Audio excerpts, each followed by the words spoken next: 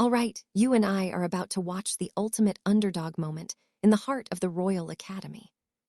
A low-born commoner from House E, the absolute bottom tier of the school, just a nobody with zero noble blood. And there he is, gripping a basic wooden training sword, the kind of thing a village blacksmith would use for firewood. That is his weapon. Meanwhile, his opponent just unleashed a high-tier explosive core power. This level of magic shouldn't even be allowed in a student duel. The whole arena is literally falling apart right now. The crowd wants the match stopped, but watch closely. When the dust clears, our boy is just standing there completely unfazed. The noble bully loses it and goes full scorched earth, trying to bury Alistair under a mountain of magical rubble. The academy guards are scrambling to end the fight. The veteran masters are panicking, but the kid blinks behind the bully in an instant and slams him face first into the dirt. The rich brat starts crying, begging for mercy while shouting about his father's rank. Alistair just draws a purple blade and ends his career. Lady Alara, the academy's #1 student, is watching from above. She literally can't believe what she just saw. She calls his speed genius level. He fights like the legendary Grand Knights from 40 years ago, raw and absolute. And yeah, I know what you're thinking. How does a kid know that? Because 40 years ago, he was their teacher. Albion's first and greatest slayer is bleeding out after finally taking down the world's deadliest monster, the Great Calamity. The beast is dead, but so is he. His elite squad is shattered. Help is on the way, but he knows his time is up. He passes his command to his second, says his goodbyes, and dies. Sir Alistair Thorne, the legend. But death wasn't the end. He wakes up in the void, and the monster's ghost is there laughing at his useless sacrifice. It claims no one can stop the coming darkness, but our hero roars back that his sword wasn't his only weapon. It was the knight system he built, the foundation for every hero that came after him. The monster looks impressed, but promises to return in 42 years. Then, Alistair opens his eyes in the future. Hospital bed, a young face in the glass. This isn't just a younger him, it's a different person entirely. A guard walks in to ask about an accident. Our boy is still stuck in his old life. He says, "I was injured slaying the calamity at the Black Tomb." The doctor and guard look at him like he's totally insane. He asks for the date, March 2051, 42 years later, exactly when that monster promised to come back. He runs to the window and freezes. The city he remembered was a ruined graveyard, a war-torn wasteland barely holding on. Now he sees a golden kingdom, with happy citizens walking around, as if the war never even happened at all. A smile finally touches his lips. He thinks of his old comrades and wonders if any of them are still around. Then, the universe decides to be dramatic. A massive alarm starts screaming across the entire capital city hospital. A rift tears open in the street, but instead of hiding, our boy sprints straight toward the chaos with zero hesitation. He's actually excited to see his legacy in action, but what he finds, it makes his blood boil with absolute rage. Instead of running, people are standing around like it's a festival, filming everything on their magic communication stones. A guard tells the crowd to stay back, while they lure the beast out of the rift and onto the street. That's the first rule he taught every single night. You never, ever pull a monster out of its lair. One mistake, and the city is gone. He starts shoving through the crowd, screaming that they're all being suicidal. But the crowd just cheers for the superstar knight. A noble girl steps out of a carriage, posing for her fans. She walks up to the barrier, activates her magical gear, and starts dancing around a werewolf like she's in a theater play. Commoners are filming for their journals. Her support team is literally taking portraits in the back. Alistair looks on like a chef watching someone ruin a masterpiece. The world he died for has turned into a shallow joke. They call this a cleanup. The knight system he built with his own blood is now just a cheap performance. He yells that this is a circus, not a war. The girl tells him his school lessons are cute, but real combat is different. Calling that a battlefield, yeah, that was the absolute last straw for him. So now, the kingdom's greatest hero is trapped in a weak kid's body, watching his life's work become socialite entertainment while the literal apocalypse counts down. He needs to prepare for war, but no one is going to listen to a random patient. His only hope is his old squad. He tracks down his former second, William, now an old man running the academy. And trust me, when Alistair walks into that office, the old man looks like he's seen a literal ghost. All right, let's dive into this. The kid greets Lord Thorn like an old pal, mocking how age has absolutely wrecked the old knight's face. Thorn calls him insane and reaches for his blade, but Julian drops a secret name. The old knight completely freezes. Our boy starts rattling off private war memories that literally nobody else on the planet could know. Thorn grabs his collar, demanding his real identity. With eyes glowing red, Julian remarks that his former subordinate has certainly grown bold. The air turns cold as Thorn freezes in pure terror. That aura, even in a child's body, is unmistakable. 5 minutes later, the old knight is doing penance push-ups while Julian holds ice to his face because Thorn punched him in shock. Now, here is the catch. Julian needs his legendary blade, but it is locked deep within the Sovereign Order's vault. The Order is ruled by Duke Valerius, and the only way to reach him is through his granddaughter, Lady Genevieve. She is the same girl who called his ancient combat rules cute, and she attends this royal academy. Now pay attention. The kingdom's greatest legend is going undercover in the absolute worst class possible, just to keep his powerful true identity a total secret from everyone around him. His plan is simple: shadow the granddaughter, reclaim his sword, and prepare for the great calamity that only he knows is coming. But this academy is ruled by a corrupt council of nobles that rigs elections and makes problematic students disappear. They run the council like a criminal syndicate. Teachers are bought, bullies have royal protection, and the elites have no clue that the peasant student they keep trying to expel is the man who built their world, and he is about to tear it all down with a wooden practice sword.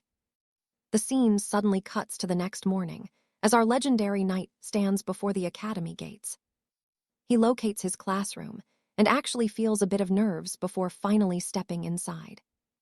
The plan is to stay quiet until he can reach Lady Genevieve, but out of nowhere, a girl appears behind him and immediately starts scolding him, staring at Julian like he is some kind of stray animal. Then she asks if he is that mongrel from yesterday, saying she never expected the new student to be him. Then the brat just struts into the classroom, leaving our hero absolutely stunned in the hallway. When he finally enters, the entire class goes silent. The noble children start whispering while giving our protagonist some truly nasty looks. He tries to ignore the chatter and searches for a quiet seat until he spots an empty desk. But a massive bouquet of flowers is sitting right on it. Julian just stares, thinking it is a complete waste of coin. Suddenly, a total psycho barges in yelling and insulting the instructor. He scans the room with pure disgust until his eyes lock onto our hero with a sinister little grin. Trust me, you're going to want to see this. The bully recognizes Julian, and the news of their fight is already spreading through the kingdom's gossip like wildfire. Without wasting time, the bully walks up and smacks Julian's head, mocking him for being a lowly transfer in the trash class. Then he suddenly switches his tone, holding out a hand to introduce himself as Lord Silas. Our hero remembers his goal to avoid trouble, so he swallows his pride and shakes the guy's hand. But when he hears the name Julian, the bully starts laughing, saying that having a legendary name does not make him a true knight. The bully keeps the insulting jokes going, but our hero is clearly reaching his absolute limit. Then the brat starts talking about Genevieve, making some truly vile comments about her looks and her noble family. He acts like a total jerk until a tough blonde warrior appears, telling him to watch his mouth. The bully gets furious, claiming he is elite, but she proceeds to completely humiliate him. She reveals he only avoided being expelled because of his father's power. The kid turns into a beast with rage and lunges at her, but a loud impact stops everything and sends the attacker flying back. The commoners don't understand a thing. Seeing the bully wrecked on the floor, the truth is clear. Our hero got tired of being nice and landed a massive kick. Our hero is furious, and now the entire room feels his heavy intent. The bully stays down, stunned he was kicked by a transfer, before rising up and swearing he will destroy him. Julian just laughs in his face, making the brat look like a total fool. With the gaze of someone who walked the abyss, he asks if the bully has ever smelled death scent. The brat throws a pathetic punch, but our hero dodges it easily, and the result is obvious. The swing was so sloppy it left him wide open, but the brawl is cut short when the instructor arrives at that exact moment. Things are heating up. The bully storms off, swearing he will turn Julian's life into a living hell. The scene cuts to the main office, where the headmaster is complaining about the chaos on the very first day. We learn the bully is the son of a powerful, corrupt minister. The headmaster explains the kid is untouchable, but you and I know Julian is about to burn this system down. Let's see how our knight handles the drama in his own reckless way. Stepping outside, he runs right into the angry Lady Alara. She demands to know why he interfered, but he just hates seeing arrogant nobles acting up. Arthur fires back, asking why a highborn lady like her is picking fights that don't even concern her. Suddenly, he notices the striking resemblance to the legendary Duchess. One look at her academy crest confirms his suspicion. Her name is indeed Alara. He asks if they are sisters, and she admits they share the same bloodline. He thinks this royal connection will make life easy, but she reveals they had different mothers, and hers was cruelly cast aside. She is not even in the official lineage records. To the family, she just does not exist. With a cold smirk, she mentions her own grandfather disowned her. To her, the whole situation is just a joke. Our hero realizes he's found a kindred spirit. In this academy, anyone outside the norm is basically seen as prey. Now pay attention here, this is where the dynamic shifts. She walks off disappointed, but he calls her out for acting just as dramatic as the rest. Alara tries to offer our warrior some parting advice, but he ignores her. Later, while he is planning his next move, a massive brute suddenly looms over him, catching our hero totally off guard. This thug wants to know if he's the arrogant new squire from the lowlands. Looking back, he sees a bald giant and asks what he wants, but he is not alone. A whole gang of bullies appears, surrounding him in seconds. The leader tells him to step outside, unless he wants to be humiliated in front of the whole academy. Arthur just sighs. He is already exhausted from dealing with so many small fry at once. They end up in an old, abandoned watchtower. The place smells of stale smoke, and he realizes thugs are the same in every world. Julian is waiting there, mocking him and calling him a poor man's hero. Julian sneers, asking how a commoner dares defy an elite, but our hero does not flinch. He just asks why rank even matters here. The bully is absolutely fuming. He cannot believe the pure audacity of this new kid. Calling him an insect, Julian claims he will never be a true warrior. He refuses to dirty his own hands, so he orders his lackeys to attack. The command is given. One thug lunges forward, aiming a heavy kick right at our hero's head. You and I both saw this coming, right? He dodges effortlessly, letting the idiot hit the floor. The rest rush in, but he's a beast, laughing as he evades their trash moves. The massive brute finally loses his cool. He tries one last desperate move to intimidate our hero, but it is useless. He catches a knee and is instantly out cold. The giant is finished. The rest of the crew is absolutely terrified. He stares them down, asking if anyone else wants a piece of him. Jordan is shaking with rage, watching his perfect plan to humble the boy fail miserably. With a cocky grin, Arthur tells them to get serious. Meanwhile, Alara walks the halls, unable to forget his biting words. She keeps hearing his voice, telling her that noble titles mean nothing in a real fight. Back at the tower, the thugs swear he is going down today. Alara tries to stay indifferent, but her conscience wins. She starts sprinting, desperate to stop the carnage before it's too late. Back at the hideout, Arthur looks bored. Julian is losing his mind, screaming at his men to tear the kid apart. But the goons are paralyzed in fear, seeing their leader's pet brute broken. Arthur gives Julian a terrifying stare, completely shattering his tough guy persona. He calls the bully's strength pathetic, like a child playing soldier. Julian panics now, shrieking at the extras to finally use their skills. They hesitate, fearing expulsion, but Julian doesn't care.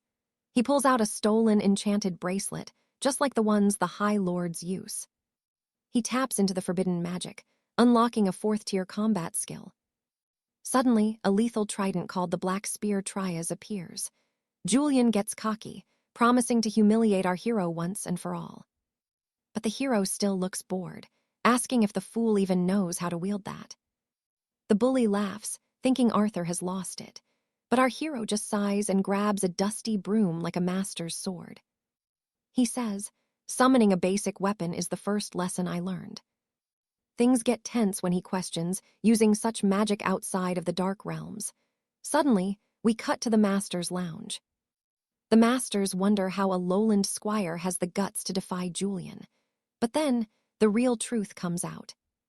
This boy is anything but talentless. He was actually marked as unmeasurable because he was simply too powerful for their tests. Trust me, you and I are watching a legend, because only Arthur the Great ever held that status. But why did he end up in the Academy's worst house? All right, you and I are diving into a story where the Duke ordered our main character to stay hidden. Suddenly, Alina rushes in, screaming that Alaric is in trouble. Julian lunges with a trident, but the legend blocks everything with just a wooden stick. The brat is stunned. His Tier 4 magic can't even scratch him, and the truth is right there. Our hero deflects lethal strikes with absolute garbage. Julian is losing it because his enchanted weapon is getting humiliated by a shattered broomstick. Then Alaric roasts him, explaining that swinging like a beast is not real fighting. The punk is fuming, shouting about what some poor commoner could possibly know about the art of the sword. Our lead explains the trident was forged from a shadow beast, and the proof is about to be revealed. The idiot keeps waving the spear like a toy. It turns out that power was a bribe to help him join the elite knights. But a gold weapon means nothing in the hands of a clown. Alaric uses the broom to disarm him, sending the trident soaring. The magic link snaps, leaving Julian standing there without a clue what just happened. Now watch closely.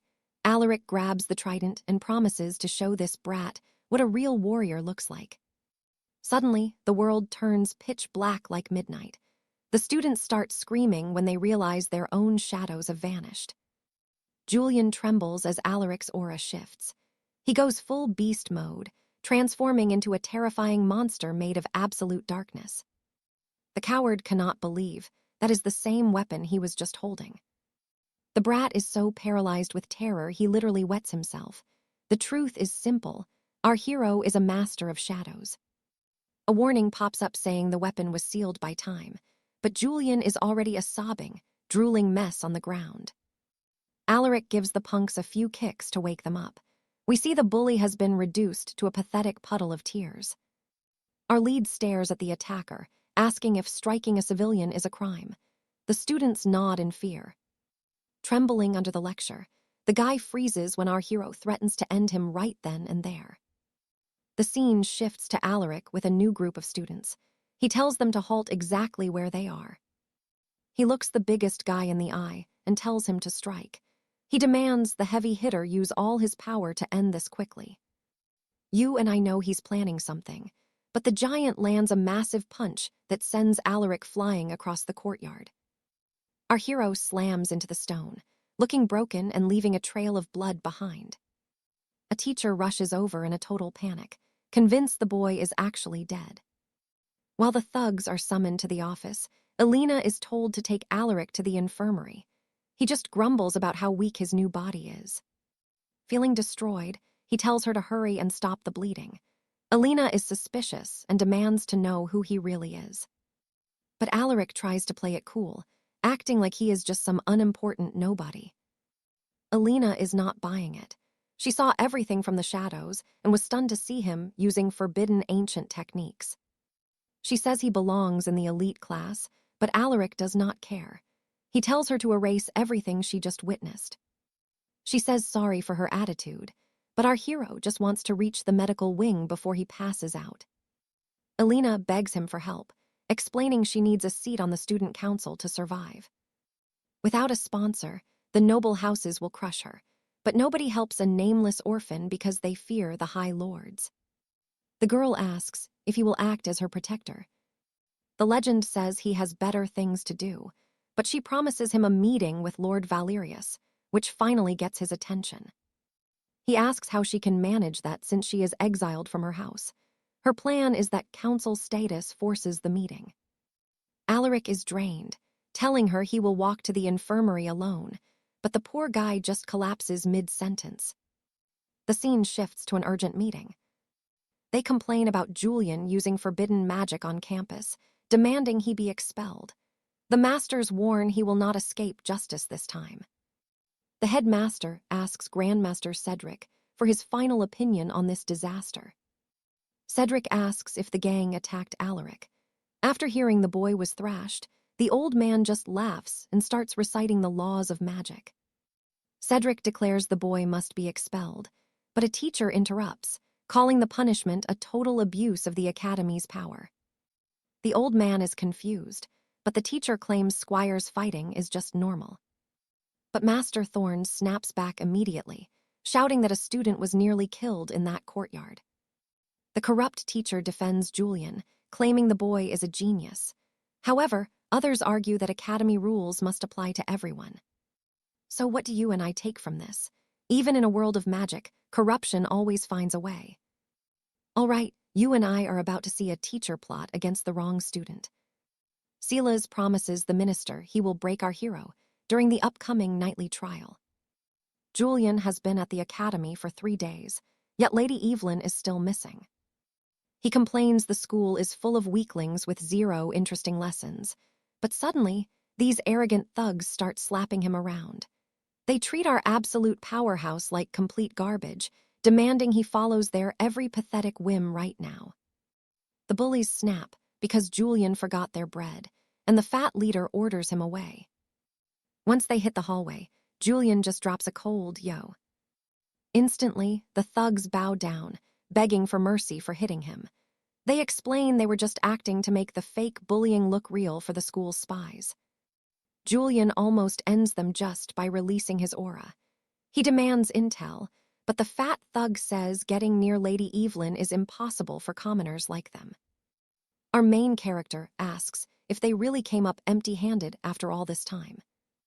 Then we learn she only trusts a certain high-ranking noble named Baron Cedric. Now watch this. Julian demands to know where Baron Cedric is hiding to get some real intel, but these useless extras are more lost than a blind night in a blizzard, giving him nothing but terrible answers. Losing his patience, Julian snaps and tells the worthless bunch to get out of his sight. While walking the halls, Julian runs into a haughty blonde noble named Alara. She gets straight to the point, warning him that his clumsy plan is destined to fail miserably. It turns out the target is a high-ranking student council member. Julian does not see why that is such a big deal for someone like him. Treating him like a peasant, she explains the council only takes elite nobles, leaving Julian genuinely surprised by the strict hierarchy. We see they are already official monster hunters, even taking on the kingdom's most dangerous quests.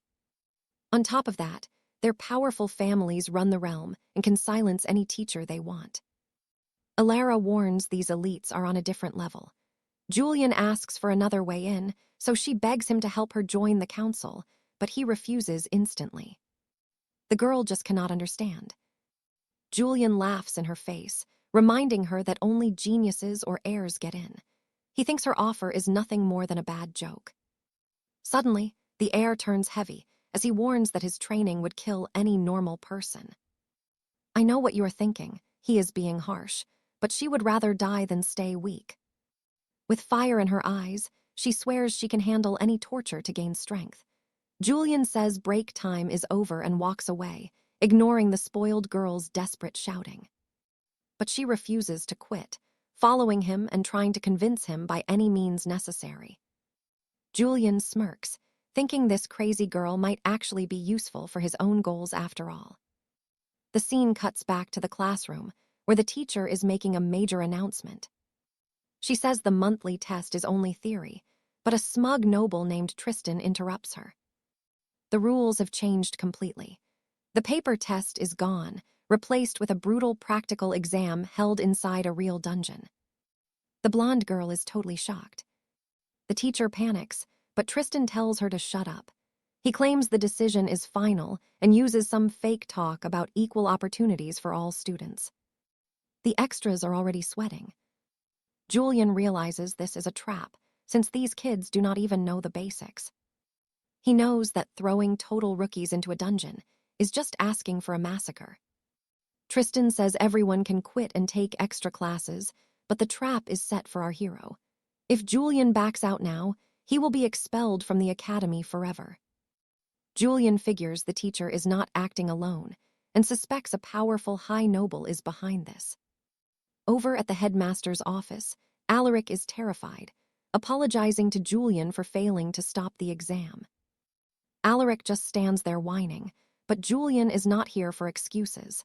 We find out they are using fake inclusion just to kill the kid. Julian takes the test to find the target, but he is not going in empty-handed.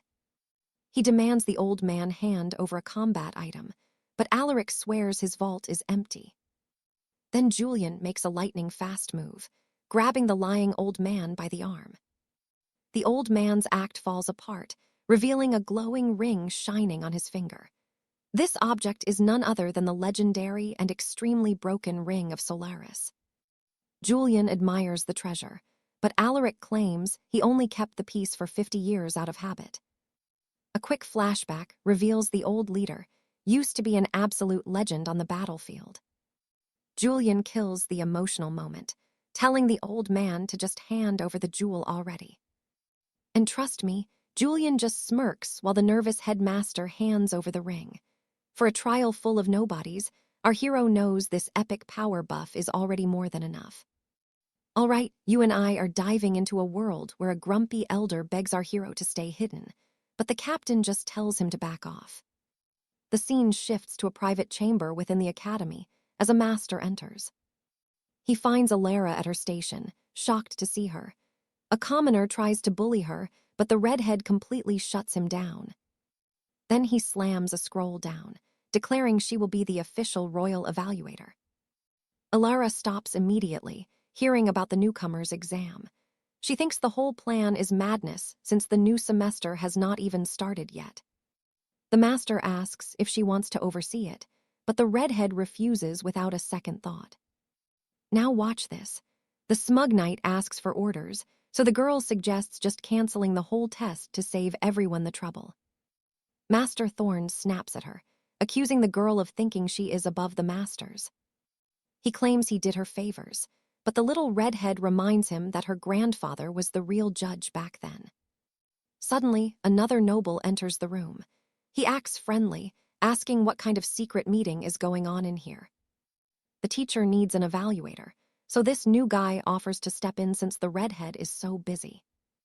Thorn accepts the offer, even though he knows this guy is nothing but a troublemaker. Cedric leaves to file the papers, mumbling to himself. As the teacher departs, he complains about not being famous or well-respected like the elite redhead. The girl asks why he is helping. He admits he wants to ensure that strange incident from before does not repeat. On top of that, the boy admits he is curious to see how a rookie performs. His words make her think. He reveals this freshman already crushed a bully and skipped his tests, making both of them wonder what kind of monster he actually is. The scene cuts to the courtyard, where the lower-rank squires have gathered. But the elite knights from the top houses show up as well, looking for attention. In the crowd, our hero notices his line is empty, but a cocky blonde noblewoman appears out of nowhere and starts stretching for the coming battle. Okay, I know what you are thinking. Arthur is stunned, asking what this crazy girl wants, but she insists on finishing this trial. Arthur loses his patience, warning her that a dark dungeon is no place for a little girl. Still, Seraphina would rather fail the test than miss her chance to join the student council.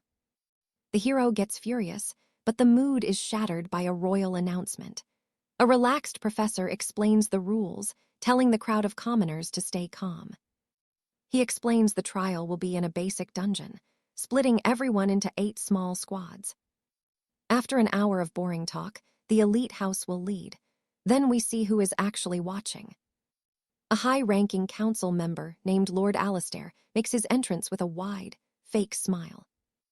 Arthur recognizes the name instantly, knowing this man is a dangerous player in the academy. But the real trouble starts now, because Arthur and the blonde girl are left without a team. Because of that, they are forced to join the rejects from House D. The bullies who were crushed earlier show up, acting like nothing ever happened. Seraphina just watches the fake act, thinking their performance is pathetic. The bullies try to act tough, pretending our hero is not even standing there with them. The blonde guy tries to apologize, but Arthur tells these useless fools that he would rather they just stayed away. Then the hero asks about the beasts. A student hands over a magical device, but then he starts dancing and claims he is a fake Arthur. Honestly, I did not understand what was happening there either. The scene shifts to the dungeon gate, where Alistair starts giving out the orders. The professor says all they need to do is slay the boss for the exam to finally end. Finally, the group faces the portal, determined to survive. They enter the cave and our hero thinks this is all a cliché. Suddenly, a pack of massive red rats appears and scares the life out of them. The extras panic, screaming for everyone to get ready to fight immediately. They activate their magical support systems, trying not to get slaughtered by the vermin. Arthur just watches, wanting to see if this group is actually useful. One blonde guy uses wind magic, but it looks like dust. Another kid pulls out a slingshot, acting like some legendary sniper. One bully even goes into a berserker rage, screaming like a lunatic. But the fight is a complete mess with rats flying in every direction. The big guy almost gets killed by a rodent, embarrassing himself completely. Arthur realizes they are using their skills without thinking, wasting all their mana. They are attacking blindly, and he is already losing his patience. Then the focus shifts to the blonde girl, charging her azure flames. The massive rats are instantly incinerated by her powerful magical fire. And that's why Seraphina is the real deal. You and I just saw a future legend in action. All right, stick with me. You and I are watching these squires whine while danger lurks. Suddenly, a giant sewer beast lunges from the shadows, but Julian is faster, tapping into his legendary ring's overpowered magic. With one explosive flick, he obliterates the creature. Then, our hero snaps at the slackers to stop wasting their precious mana. But these stubborn nobles just sneer, accusing Julian of trying to hog all the glory for himself. Julian is absolutely fuming, because these idiots have no clue how much danger they're actually in. Meanwhile, the others are barely surviving. Julian notices several strange occurrences and realizes only Sir Alistair is worth a damn here. Something feels wrong. He approaches the master instructor, warning him that the very air in this dungeon feels tainted. He explains that while these monsters are weak, their sheer numbers are becoming completely insane. He demands they abort the mission immediately, but the arrogant master scoffs, claiming only he has the authority to lead. Julian shouts that this pride will lead them all to their graves. The lazy instructor mocks him, asking if anyone else is too cowardly to continue, but the boys just look away. He tells Julian he can leave alone, but if he interferes again, he'll be expelled from the Royal Knight trials on the spot. Sir Alistair steps in, telling Julian to stay calm and promising to intervene if things get ugly. Finally, they reach the inner gate, and these fools start celebrating as if the battle is won. Julian sighs, seeing the others frozen in fear. He moves to open the massive door alone, but Lady Elena steps up. Elena asks if he is mocking their terror, swearing on her honor that she isn't a coward like the rest. But as the gate creaks open, a chilling aura hits them, and Julian realizes something is horribly wrong. They find the dungeon boss, but the massive beast is already a rotting corpse. The squires are stunned to see it dead. Sir Alistair checks his enchanted map, confirming this sector should still be teeming with life. Julian examines the carcass and spots strange wounds from an unknown source. Now, pay attention. Someone from the outside has sabotaged this trial. Julian senses a massive threat approaching and screams for these useless nobles to retreat immediately. But they just stand there like useless statues. Julian bellows for the group to get out, warning that the dungeon's magic was breached from outside. Out of the void, a colossal nightmare appears, ready to slaughter everyone in its path. An invading apex predator has usurped this dungeon. The squires panic, realizing this beast is a legendary high-tier threat. Even that arrogant master is trembling now that the situation has spiraled out of control. This freak occurrence has turned their trial into a living nightmare. Alina is gasping in terror while Julian readies his blade. This three-tailed cat is an emerald-tier beast. Julian knows having a monster this powerful here is a total catastrophe. The terrified squires break formation, sprinting desperately back toward the dungeon's exit. But the feline nightmare leaps in for the kill. Thankfully, Sir Alistair steps forward, ordering everyone to stay behind him. Suddenly, his knightly oath is recognized, unlocking Julian's true battle abilities. He is revealed to be a silver-tier knight, preparing a massive counterattack. Yet, even Alistair admits he can't win this alone. He begs Julian for help, confusing the boy. Alistair reveals he has been investigating Julian's true background this whole time. You and I saw that coming, right? Alistair reveals Julian is exempt from these petty trials before a flashback begins. Lord William explains that these power measurements are just bureaucracy, so he can rule the kingdom fairly. If Julian stays quiet, the arrogant masters will just look the other way. The Duke smiles, dismissing the boring bureaucracy entirely. Julian lets out a heavy sigh, deeply regretting that he ever softened up. They start arguing over tactics until the beast's roar shakes the room. Alistair spots an opening and decides to strike. He launches forward as the monster screams again, trying to paralyze the entire group with its blood-curdling howl. Sir Alistair charges the beast head-on, landing a thunderous blow right on its snout. The squires are awestruck by the veteran's skill, thinking Julian is just uselessly dancing around the edges. One jerk sneers, planning a betrayal, while Alistair starts to wonder why the fight feels so much easier than expected. He looks back and realizes Julian is secretly supporting him. Distracted, the beast pounces on the veteran with lethal speed. At the final second, Julian unleashes his skill. Alistair finally sees that Julian was parrying every deadly strike. Julian recalls a legendary, near-impossible battle strategy he once studied in the royal archives. Julian focuses on the battle, leaping high to drive his strike into the beast's skull. You and I just witnessed a true master. All right, you and I are about to watch a classic Academy betrayal play out, as this noble jerk plots Alistair's expulsion. But then, the veteran knight suddenly screams, because the monster refuses to stay down. He yells for the brute to stay sharp because the threat is still alive, but a novice jumps in to steal the glory. That fool claims the kill for himself, but the shadow panther snaps its eyes open and roars right in his pathetic face. Julian is absolutely livid at the stupidity, calling the rookie a total moron. Alistair shoves the kid, but loses his arm while the veteran lies wrecked, and the other students scream in pure desperation. Everyone starts running to save their own skins while Alina panics, having no clue how to rescue our hero Alistair. Suddenly, the panther leaps right in front of her, proving that things just went from bad to worse. Alina tries to remember that fire is its weakness, but her body just freezes up, leaving her totally paralyzed by fear. Now pay attention, because Alistair is about to show everyone what he is truly capable of at lightning speed. With one explosive punch, the beast's face is absolutely crushed by a strike that shows zero mercy. The girl watches in total shock as our hero delivers a brutal beating before checking on the fallen veteran knight. Alistair snaps at the crying squire, telling him to man up and stop being such a coward. Without a second to lose, He orders the heavyset boy to help while admitting he reacted far too slowly himself.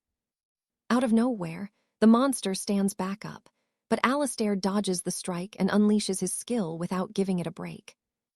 The kid lands a flurry of hits that leaves the other students standing there with their mouths wide open. The instructor starts sweating, wondering what Alistair's secret is since he fights like a veteran knight while using an ancient weapon that nobody even uses anymore. The teacher shouts that using such a relic is incredibly dangerous for someone so young. Our hero stays calm, knowing every ancient weapon like that has a price, and the brutal penalty for failure is often instant death. He sticks with the old steel because it is ridiculously overpowered, unlike modern gear that just makes knights weak and soft. Suddenly, the panther lunges from behind, and Alina screams for Alistair to move, but he had already sensed the strike. After a perfect spinning strike, he slams the monster down as the dust cloud begins to settle around them. Alistair just stands there looking chill, while the beast growls and begins shaking violently from the weapon's dark penalty. Alistair explains the Shadow Panther becomes invincible if someone feels even a tiny spark of fear. You saw that, right? This relic has a cruel rule where whoever flinches first is done for, and with the beast dead, Alistair checks the veteran. Alistair realizes the veteran has lost far too much blood and demands the instructor's messaging stone to alert the barracks. The teacher hands it over, and our hero reports the battle is over while requesting immediate help for the wounded. Our hero tells the teacher to inform the Duke, but the instructor demands to know the boy's true identity. Losing his patience, the protagonist just slaps the jerk across the face, leaving him whining on the dirt floor. The annoyed Alistair asks if the man even knows how to do his job and tells him to shut up. The group finally exits the rift while the healers take the wounded away, and Lord Wickham arrives to check on them. The badass confirms that nobody died, but warns that news of this disaster will soon reach every noble ear. The kid is furious at the teacher for endangering the students and warns that he will not just stay silent. The scene shifts to the high chambers, where Lord Wickham begins questioning the instructor about the failed exam. The teacher tries to claim he only wanted to push the class to their absolute limits. Wickham just sighs in pure disgust and yells that he already knows about the plot against our hero Alistair.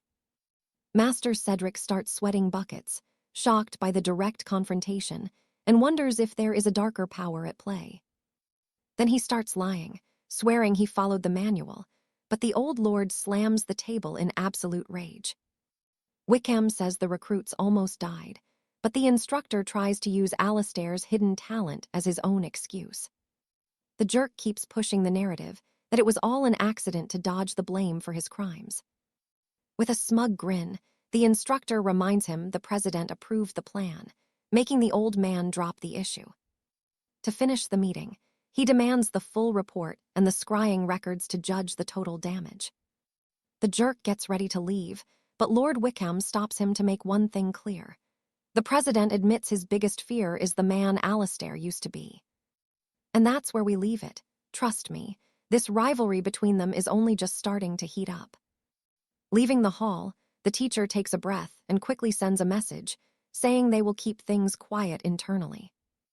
All right, you and I are diving into a world where Julian is trapped in noble politics while discussing a veteran knight's father on a magical transmission. The snake-like official apologizes because our hero's power level far exceeded their wildest calculations for a mere student. That call openly questions if the boy really belongs at the academy, so he decides to stop wasting time. The High Minister explains that the candidates for the first-year council were already chosen.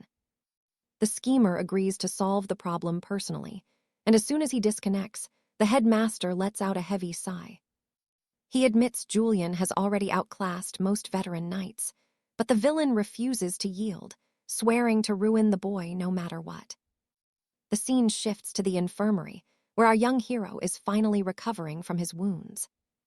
Alice mocks him for being weak, but Julian knows the truth.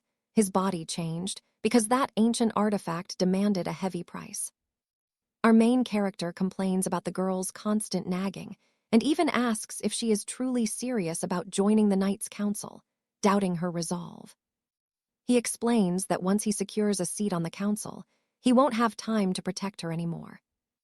Pay attention here, because as Alice checks on the wounded, we are about to see just how brutal things have actually become.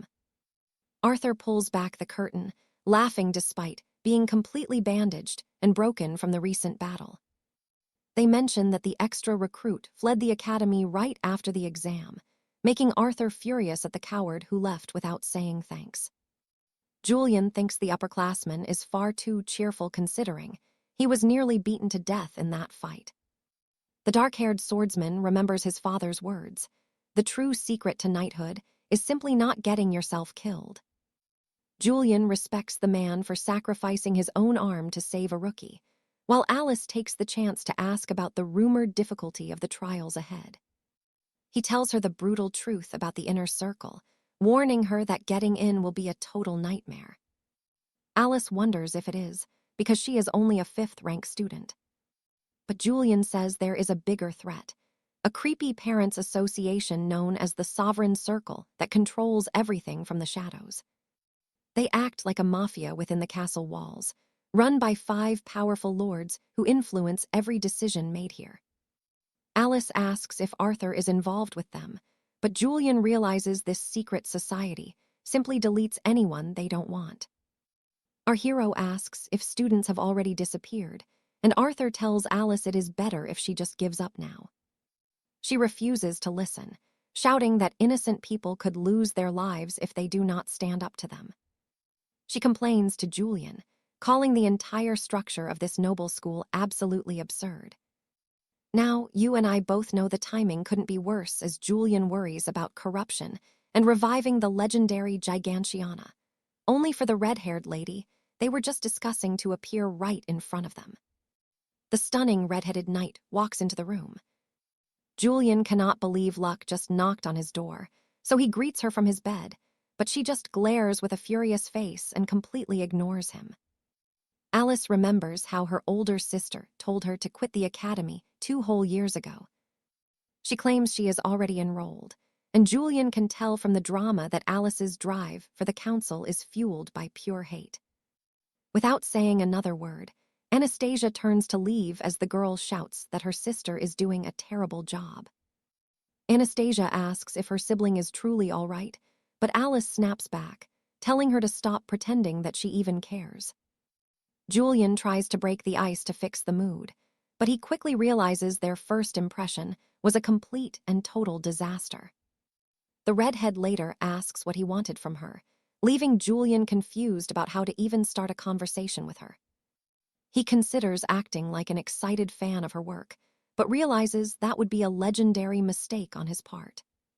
She asks about the dungeon raid, and while Julian gives Arthur the credit, she is far too smart to believe it. She claims he could never beat a boss like that alone, but Julian pokes at her ego, asking if she is being a bit full of herself, which clearly strikes a nerve. Julian plays it off immediately, claiming he just wants to be friends and learn more about the prestigious Knights' Council. She sees right through his act, thinking the rookie just wants to use the council to climb the social ladder for himself. But our hero shuts that down fast, saying he couldn't care less about holding some fancy, elite title in the kingdom. She demands he keeps her sister away from the danger, but Julian argues they are both stubborn and that Alice is the one who wants to join the council more than anyone else in this school. Then he mentions some unfinished business involving his grandfather. The redhead completely snaps, slamming Julian against the cold stone wall with absolutely zero mercy. She screams for the truth, demanding to know if Alice wants revenge or a favor, and suddenly the two start throwing down as Julian builds momentum for his counterattack. They engage in a brutal hand-to-hand duel, while Julian narrowly dodges every one of her strikes. So what do you and I make of this power jump? One thing is for sure, our hero just found a real challenge. Stick with me. Arthur is about to school this noble lady with a dirty bandage to the face. He slams her against the stone, and the lady asks if that is against the rules. Arthur just laughs that off completely. Alina is actually impressed. She wants to know how he got so strong and keeps pressing him about the monster hunt. Finally, the stubborn noblewoman decides to actually listen to his words. Our hero asks for high-grade weapons, but she claims that request is totally impossible. Their loud shouting match draws a crowd, and the castle healers rush in to break up the chaotic mess.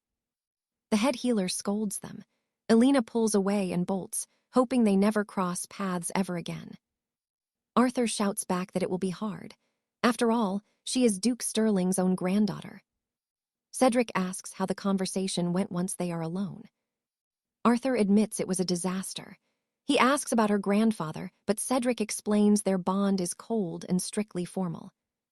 He realizes they are not a normal family and mentions his failed favor. Cedric explains she never asks for anything because the Duke is terrifying and warns him that this is not the place for secrets.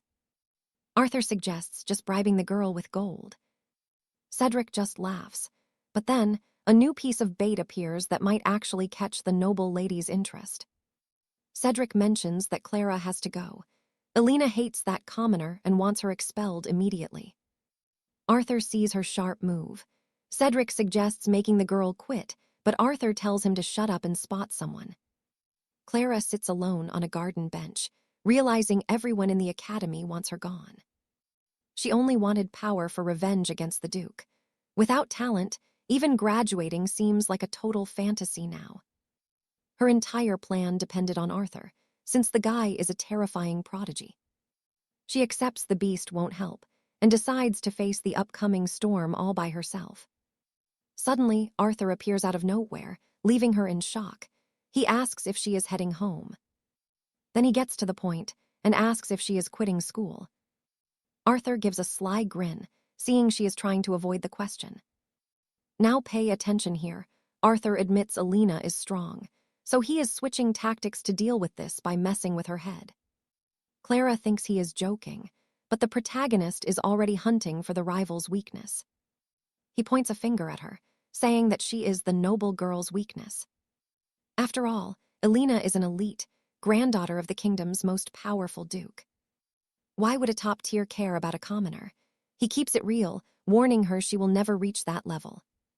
Arthur explains her presence threatens Alina's future and suggests she steal the throne instead, making Clara choke. The girl cries out that this is insane. He tells her to make it happen and promises to turn her into a beast. Why so scared? Clara screams that she can do it. Arthur stands up to leave, warning that tomorrow's training will be pure hell. He tells her to stay sharp. She must become a candidate before the autumn semester begins. Trust me, we're watching him crush the council lords one by one. Arthur starts walking away, but the blonde girl gets completely overwhelmed with emotion. She thanks the monster while crying. The scene shifts to a grand sushi feast. Noblemen are gossiping about politics, which I am not even going to bother explaining. Suddenly, Master Thorn walks in late. This was a secret banquet for the elite. The smug teacher gets straight to the point about the academy admissions. He pulls out the scrolls and tells everyone to sign the damn paperwork already. First is Lord Alaric, a filthy rich merchant. Then comes Sir Silas, an influential man who controls the news. Another elite warrior shows up, the legendary leader of a famous guild. We have a wealthy duchess, and finally, the smug guy introduces the terrifying royal minister. The bastard lets them sign at their own pace, asking if anyone has questions. One lord mentions the prodigy. They fear the boy will steal their power. Thorn says he is not interested, but their heirs might get crushed. The minister demands an answer. Stick with me for the finale. Stick with me, because Lord Thorn just vowed to block any new challengers and ensure the royal heirs take everything. Back at the academy, things seem normal until a massive crowd swarms Alaric, begging to know if he survived the trial. Our hero is completely lost in the chaos. Then, his eyes lock onto the massive tournament notice board. He is ranked number 1, utterly crushing the elite class. Alaric loses his patience, telling everyone to get lost with a bone-chilling stare. Ignoring the noise, he marches over to Lady Alina. He thinks her perfect score smells like a total setup. Alina breathes a sigh of relief. Seeing the results are fair, Alaric pivots and asks if she is actually training her blade. The kid is obsessed with raw physical strength, claiming that without power, no strategy in the world matters. Alina asks how he plans to survive the final trials, especially since the entire test format just changed overnight. Alaric thinks this whole system is garbage. He questions the point of this infighting, realizing he only needs to break one specific opponent. He targets Lord Julian. Pay attention here, because this highborn brat is protected by the council bigwigs who just set a trap to benefit the academy bully. Alina finally sees the path forward, realizing she just needs to crush her rival in a head-on duel. Alaric tells her to find some damn confidence, leaving the poor girl with absolutely no other choice. Alaric warns her about the combat trials, telling her to gather intel from her friends. Alina makes a miserable face, admitting she has no friends at all. Alaric feels awkward after being called a loner. He tries to list some allies to save his pride. He mentions Tristan to avoid looking bad, but a sudden flashback leaves him lost in deep thought. Alina asks what is wrong, but staring out the window, he says it is nothing. Suddenly, the scene shifts elsewhere. The senior knight is bored, studying battle scrolls to pass the time. Suddenly, someone enters the chamber, catching the knight's full attention. The dark-haired young man jumps, realizing his father has arrived at the barracks. The man brings a basket of fruit, saying he left court early, and asks about his health, relieved to hear the boy is not going to die. To push him, his father brings up the legend of Grandpa, who survived every battle even when he was completely broken. Remembering his words, his father suddenly drops a bombshell secret, pulling a hidden scroll from deep within his heavy tunic. The old man hands the parchment to his son, claiming it is proof the council is dirty. He begs the kid to take a look. But the boy remembers his father was exiled and begs him to end this, screaming that they lost everything and demanding his father finally act. Cedric tells his father to accept the loss and give up his dream of being a legendary monster hunter. He demands silence, hating the old war stories, and says nobody will believe a tale from 40 years ago. Our hero asks his scouts for news, but they report the academy training grounds are suspiciously clean. The chubby squire admits he is terrified of the elites, because fighting the top noble houses is a death sentence for them. Even so, Alaric pays for their ale, but the squires refuse to let the hero spend his gold. Alaric tells them to shut up and take the coin, forcing the bill onto them while joking about his own scarred arm. He says the gold covers their rations so nobody feels awkward. The squires stand in the hallway, completely stunned by what is happening. Our hero gives a small, sly smile, remembering when he was poor but actually happy with his life. You and I know he is focused on the main event now, crushing the bully and widening the power gap in these trials. He knows the bully is pathetic, but he is worried about the council's schemes. Suddenly, a familiar voice calls his name. The upperclassman arrives at the gates, wearing a massive, friendly smile. Alaric asks about his recovery, but the knight says he is just here for business and asks about helping Lady Alina, though Alaric dodges it. Our hero confirms the plan is intense combat training for the exam, but the knight warns him about the academy's strict laws. Alaric confirms he will stand against the council. He isn't afraid of the danger. Laughing it off, he says they will figure it out together as a team. Cedric smiles in relief, remembering they all survived that bloodbath. A dark memory flashes of everyone running for their lives. The knight thinks Alaric must have been their savior. Suddenly, the mood shifts, leaving the young hero confused on the stone stairs. The knight makes an offer, inviting Alaric to train at his family's private estate. The scene shifts to the high chambers, where the master finally tells the truth. Lord Julian is in serious danger. The master reveals Alaric skipped the trial and slaughtered a high-rank monster entirely on his own. Trust me, you and I will love this. Julian uses his father's name, only to learn that protection has limits. Stick with me. You and I are about to see Julian warn us about this arrogant noble. Cedric starts complaining, demanding a guarantee he will join the elite knight circle. Julian hands over the leaked test answers, telling him to memorize everything secretly, and promises his plan is ready. Master Alistair reveals a secret relic. Finding out the artifact is grade B leaves the brat in total shock. Alistair notices the insane energy, saying it outclasses the entire academy, and tells Cedric to use it. The noble guarantees an easy victory. With a smirk, Cedric feels the overpowered cheat item, but wonders where it came from, knowing it belonged to the Grandmaster's father. The arrogant noble mentions an old mercenary job, keeping the mystery alive. He says he brought backup, calling in a veteran for training. Cedric is stunned to see Captain Gareth walk into the hall. Master Alistair explains he made a special request. He says Seraphina, the redhead, will be handling our resident bully. The fierce warrior agrees to break the noble, following the master's orders. Then the scene shifts to Julian telling Alara to focus. Now watch this part closely, because Julian is about to show Alara that this training is for real. Alara demands to learn actual combat spells, hating fighting with her bare fists. Julian just lets out a heavy sigh. He tells her to use her magical skills already, challenging the girl to hit him with everything she has. He doubts one punch will stop him. She's terrified of getting expelled, but Julian tells her to stop the excuses and fight.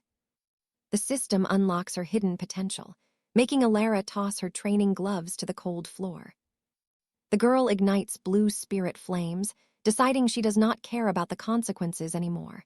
She switches to close quarters combat. Julian sees her strategy coming and dodges every single strike like it is nothing at all. He exploits her mistake instantly, landing a heavy blow that drops the girl straight to the dirt. Alara looks confused, not understanding why she missed.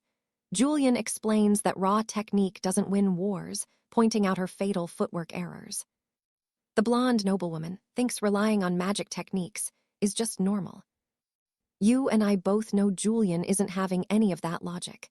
He shuts her down, telling her to focus on the attack itself rather than raw power.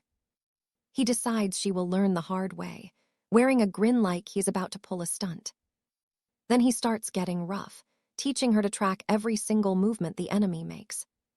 She tries to defend herself while taking a beating, hearing she needs to force an opening. Julian wants to see how long she lasts. Alara focuses on the duel, desperate to prove her worth.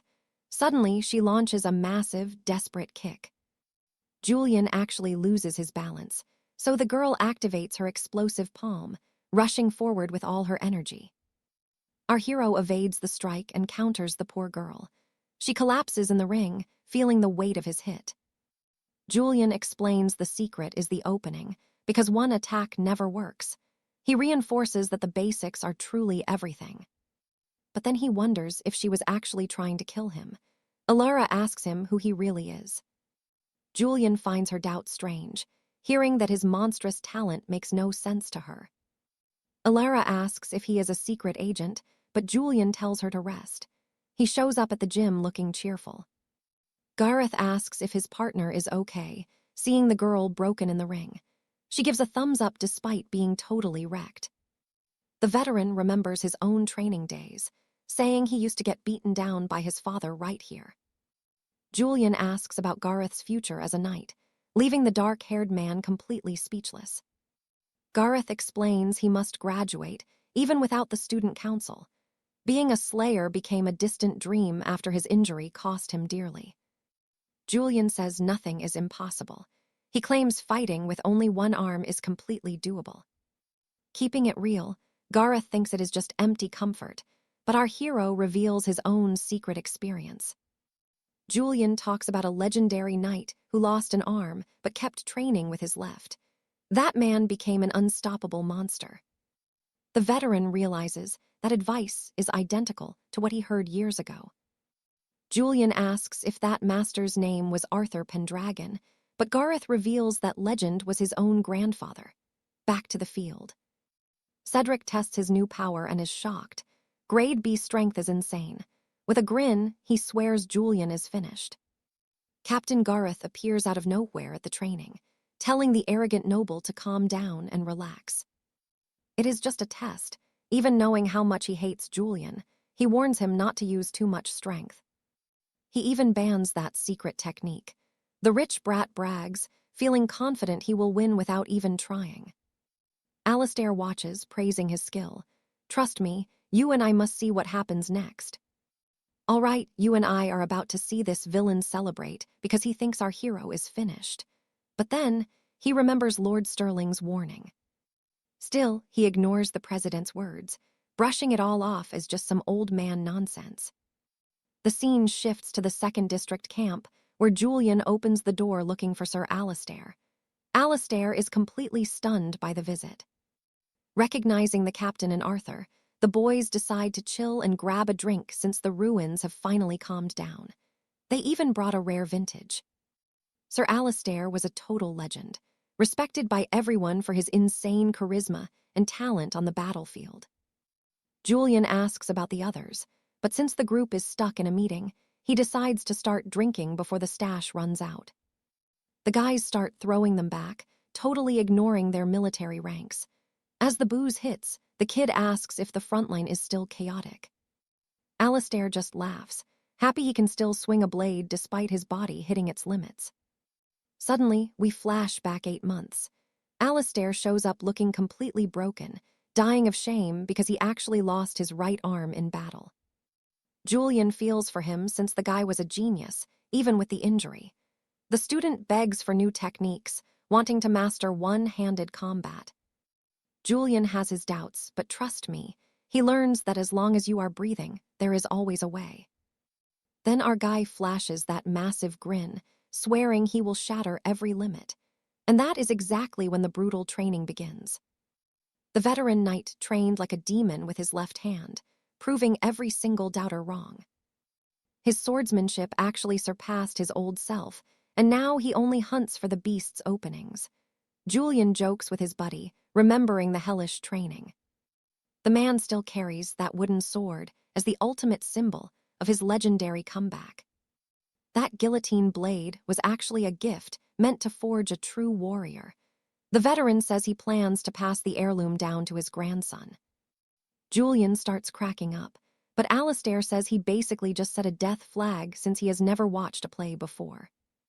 Everyone toasts and jokes, saying their time is almost up anyway.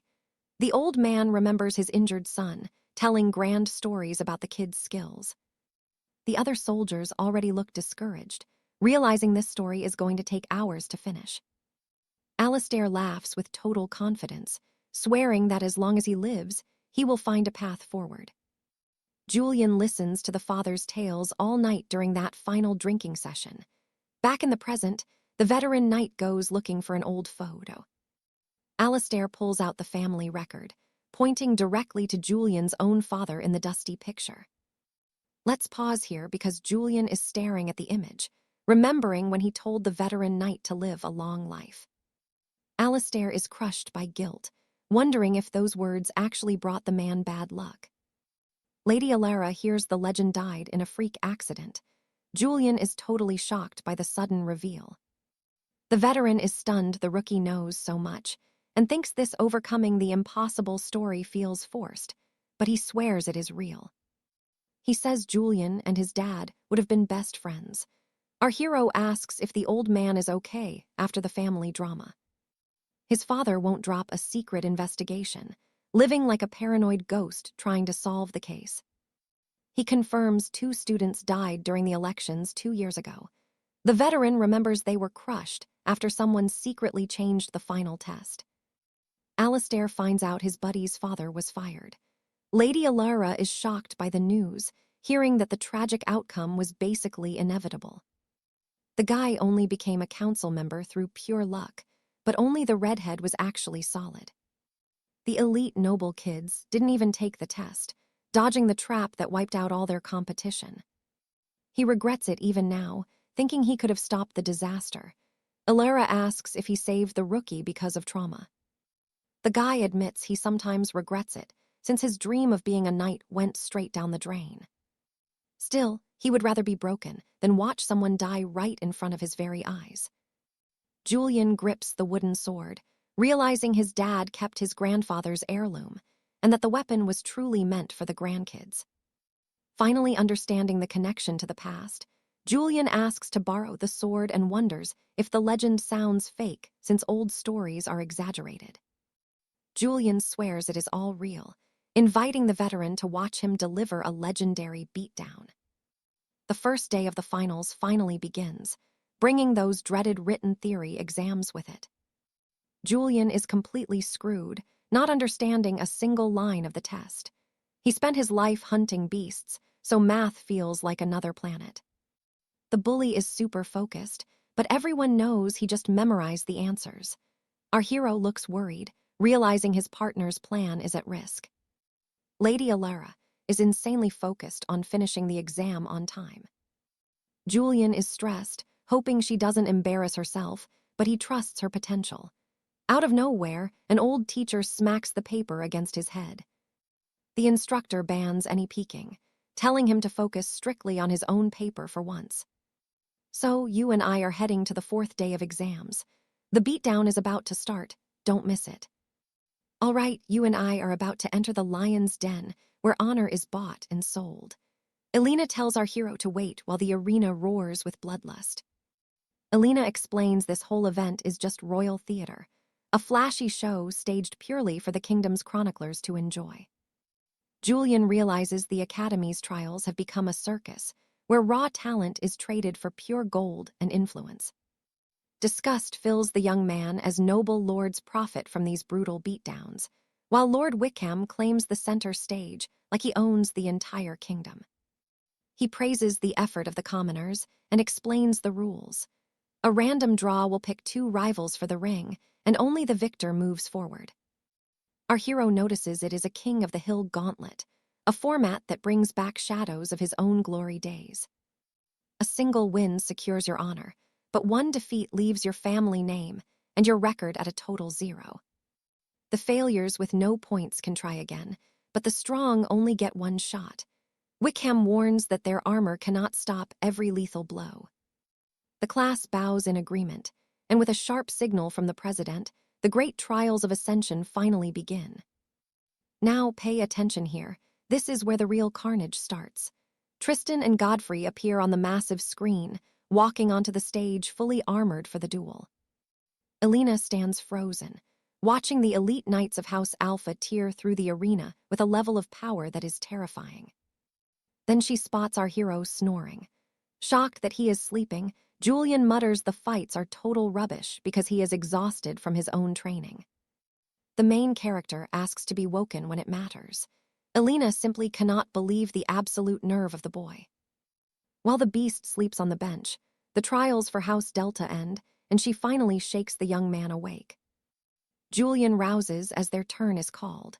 The summons for the untouchables begins, but the noble crowd does not seem to care one bit.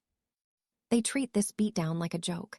Julian notices their lack of interest and asks if Elena has checked out of the fight, too. Suddenly, Elena spots an old veteran. The beast trades a quick nod with his friend, while the massive screen draws the next lucky fighter. He decides to play it cool, choosing to keep his true, overwhelming power hidden for the later rounds of the trial. Elena gets picked for the opening match. Julian realizes the plan has shifted and tells his girl to stay calm and focus on their secret training. Getting all hyped up, he demands she brings home 10 straight victories on a silver platter. Since the class is full of extras, she just needs to crush 10 fools in a row. Elena faces Lady Lydia in the ring, ready for blood. Lydia summons her knightly aura immediately, but Elena simply lets the fury of the storm winds loose. The entire court is silenced by Elena's brutal victory. Julian sighs as he watches the wreckage, thinking she definitely went way over the top. Elena lands another crushing knockout on a commoner. The noble knights watching from the bench cannot understand what they are seeing. Immediately after that, the badass locks in 3 wins in a row, leaving the audience shocked at the talent of the untouchables. The veteran watches from afar, stunned by how much Elena has evolved in just 1 month of hellish practice. He notes she has as much talent as the redhead beside her, and finds it strange she is fighting in these minor trials. I know what you're thinking. Is this newbie the real deal? Even the veterans are starting to wonder about her true potential. The veteran claims he only came to watch the kingdom catch fire. In the center of the arena, the warrior waits for more.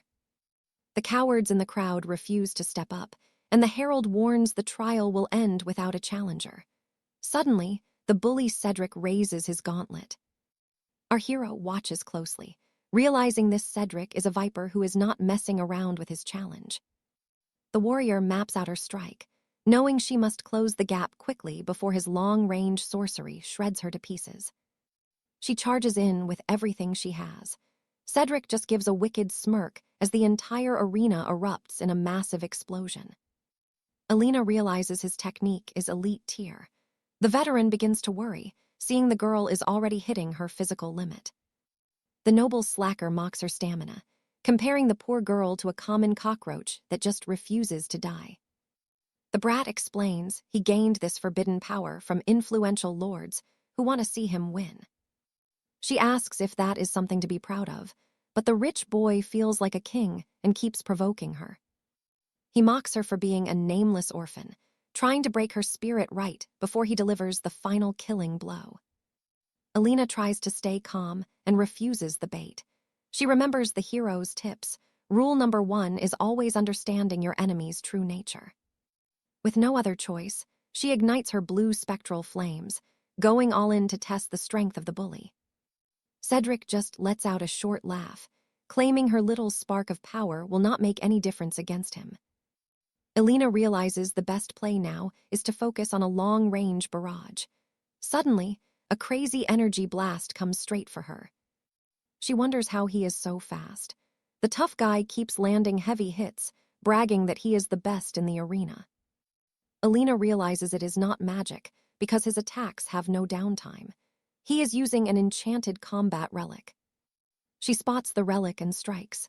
Trust me, you and I just witnessed her locking that idiot's arm tight. All right, you and I are about to witness. Alina sees the gap and clock this noble in the face, while Sir Alistair explains how to stop his motion. Sir Alistair watches from the sidelines, realizing the young maiden figured out Cedric's secret. He claims if it were pure fire magic, she wouldn't even be able to approach the monster. This style is relentless and lethal. The trick is to lock his movement, since the arrogant noble must punch the air to trigger his power. Even though the plan is risky, she charges back in and traps his fists once more. The girl headbutts the arrogant lord right in the nose. She pins his arms and ignites her blue aura for maximum force. Suddenly, a massive blast hurls her back, sending her flying high. Cedric laughs, mocking her for thinking a simple grapple would work. The poor warrior realizes the bastard can trigger explosions, even with a strike from his knee. Cedric tells her to remember her place and begins channeling a deadly finishing move. Now watch this. Our hero Arthur suddenly catches the punch before it kills her, saying this brutal beating has gone way too far. The maiden is defeated, and the herald announces Arthur for the next duel. Cedric is thrilled to see the protagonist. Arthur walks in and asks the girl if she is all right. She insists it is not over and tells him to leave the ring immediately. Arthur admires her fighting spirit after that thrashing, but tells her to stop being stubborn because accepting defeat is part of being a knight. Alina waves off the stretcher and decides to walk out of the ring on her own 2 feet as Arthur recognizes her valiant effort. Cedric is buzzing to face our hero and admits he has been waiting for this moment. Arthur calls out how pathetic he is being. The noble claims he went easy, but Arthur tells him to chill and mentions the warehouse incident. Our hero wants to know where that forbidden power actually came from. Arthur says he already knows which Dark Lord is behind the trick. We see flashbacks of soldiers complaining about a supposed training accident. The hero suspects the noble is actually the son of a disgraced old acquaintance. The 5th round starts with Arthur promising an epic lesson. The veteran notices our hero plans to fight using only one hand. Cedric just laughs, asking if he is being mocked, and vows to send our hero to the infirmary just to humiliate him. He ignites his explosion art to end the duel and fires off magic everywhere trying to incinerate our hero. The crowd in the stands is stunned by how dishonorable the young lord is acting. You and I both know raw power isn't everything, but this guy still thinks skill is useless as Arthur emerges safely from the smoke. He tells the noble that spamming magic like a maniac solves absolutely nothing. Arthur suggests he should try fighting with his eyes closed. Cedric panics when he realizes he hasn't landed a single hit on the protagonist. Our hero says the explosions are weak and tells his rival to lie down, rushing in without even needing to dodge. Cedric swings a desperate punch. Arthur counters the hit and leaves his rival completely lost in a total panic, as the boy doesn't understand how his own ability just vanished. Cedric realizes the blast was deflected, using nothing but a simple wooden training stick. Arthur stays calm and dares the idiot to try again. Cedric attacks blindly, runs out of breath, and collapses unconscious. Up in the stands, the redhead can't believe Arthur used a simple wooden branch and asks how the hero stopped an explosion without a projectile. Then the veteran reveals the wooden sword was enchanted to slice through mana perfectly. They both realize the hero neutralized the spell before it even left the noble's hands. Alistair asks for another theory, and she admits that cutting invisible magic in milliseconds is genius-level stuff. She concludes Arthur fights like the legendary knights of the Old Kingdom. The noble is left gasping for air. He doesn't understand how he is losing to a kid with a stick, and realizes his rank B power is totally useless. The entitled slacker realizes his status, as an elite is about to go down the drain. He panics, watching his future and the Knights Guild disappear before his eyes. Cedric goes into total denial, because he is being crushed and swears to kill the protagonist right now, yelling that Arthur has totally ruined his life. The noble prepares a final blow to crush our hero. The royal guards try to stop the duel before someone dies. Sir Alistair sees the arena is about to turn to rubble and fears Cedric's move will end it all, but Arthur stands firm and cleaves the attack. Suddenly, the entire Colosseum explodes. And trust me, you and I just witnessed a battle that changed everything, as Arthur laughs like a complete maniac in the ruins. All right, you and I are about to watch this arrogant bully get a major reality check. Julian swears he'll leave the kid broken, but suddenly, Arthur appears behind the slacker like a ghost and slams him into the dirt. Arthur tells the coward to stand up, warning him that he finally crossed the line. The bully starts trembling, unable to catch his breath, as our hero brings down a wooden sword with a clean, devastating blow. Julian is left gasping for air, terrified to move, while Arthur demands the boy get back on his feet already.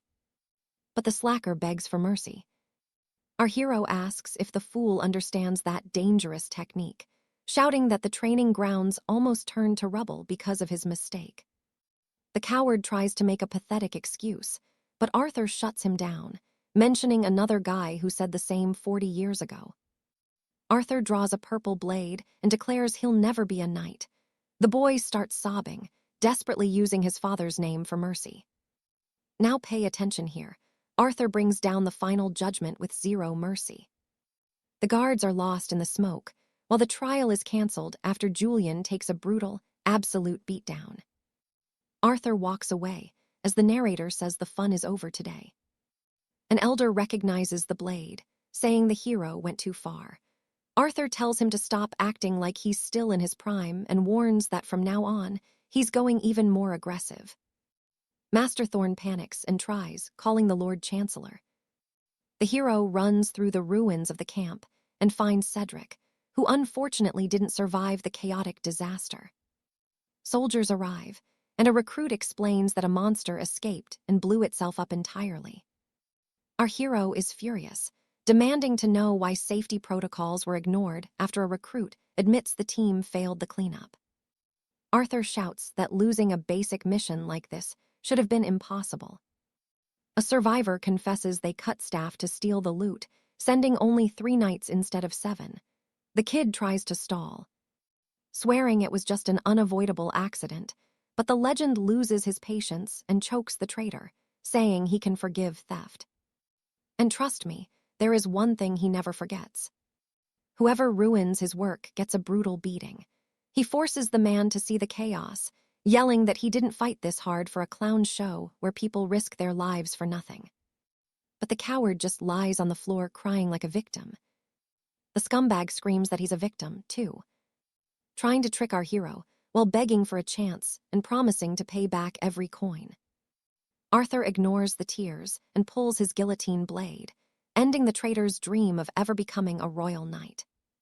The scene shifts to Master Thorn, who trembles seeing the Chancellor's calls. He curses Julian for using forbidden power on live broadcast, realizing he's doomed once the investigation starts digging into their illegal core scheme and dirty secrets. He panics, knowing the blame will fall on him. The Master punches a mirror, furious the plan failed. He decides to recover the forbidden core before everything falls apart for good. He hopes the witnesses stay quiet to protect themselves too. He tries erasing evidence, but Arthur drops the core on the floor, asking if this was what he was searching for. The noble gets angry and orders Arthur to return to his class. But the hero explains he found the core and mentions the broken safety locks. That blast almost sent the whole academy back to the lobby. The noble acts confused about the locks. Arthur asks if he used a forbidden core to cheat. Sarah warns the noble that things are ending, but the man mocks them, demanding proof of any crime. Our hero brings up the tragedy at the last camp, revealing he cut off the traitor's mana and points out those skills weren't normal. The snake loses it, grabbing the boy and asking who he really is. But our hero says he inherited his father's arrogant attitude.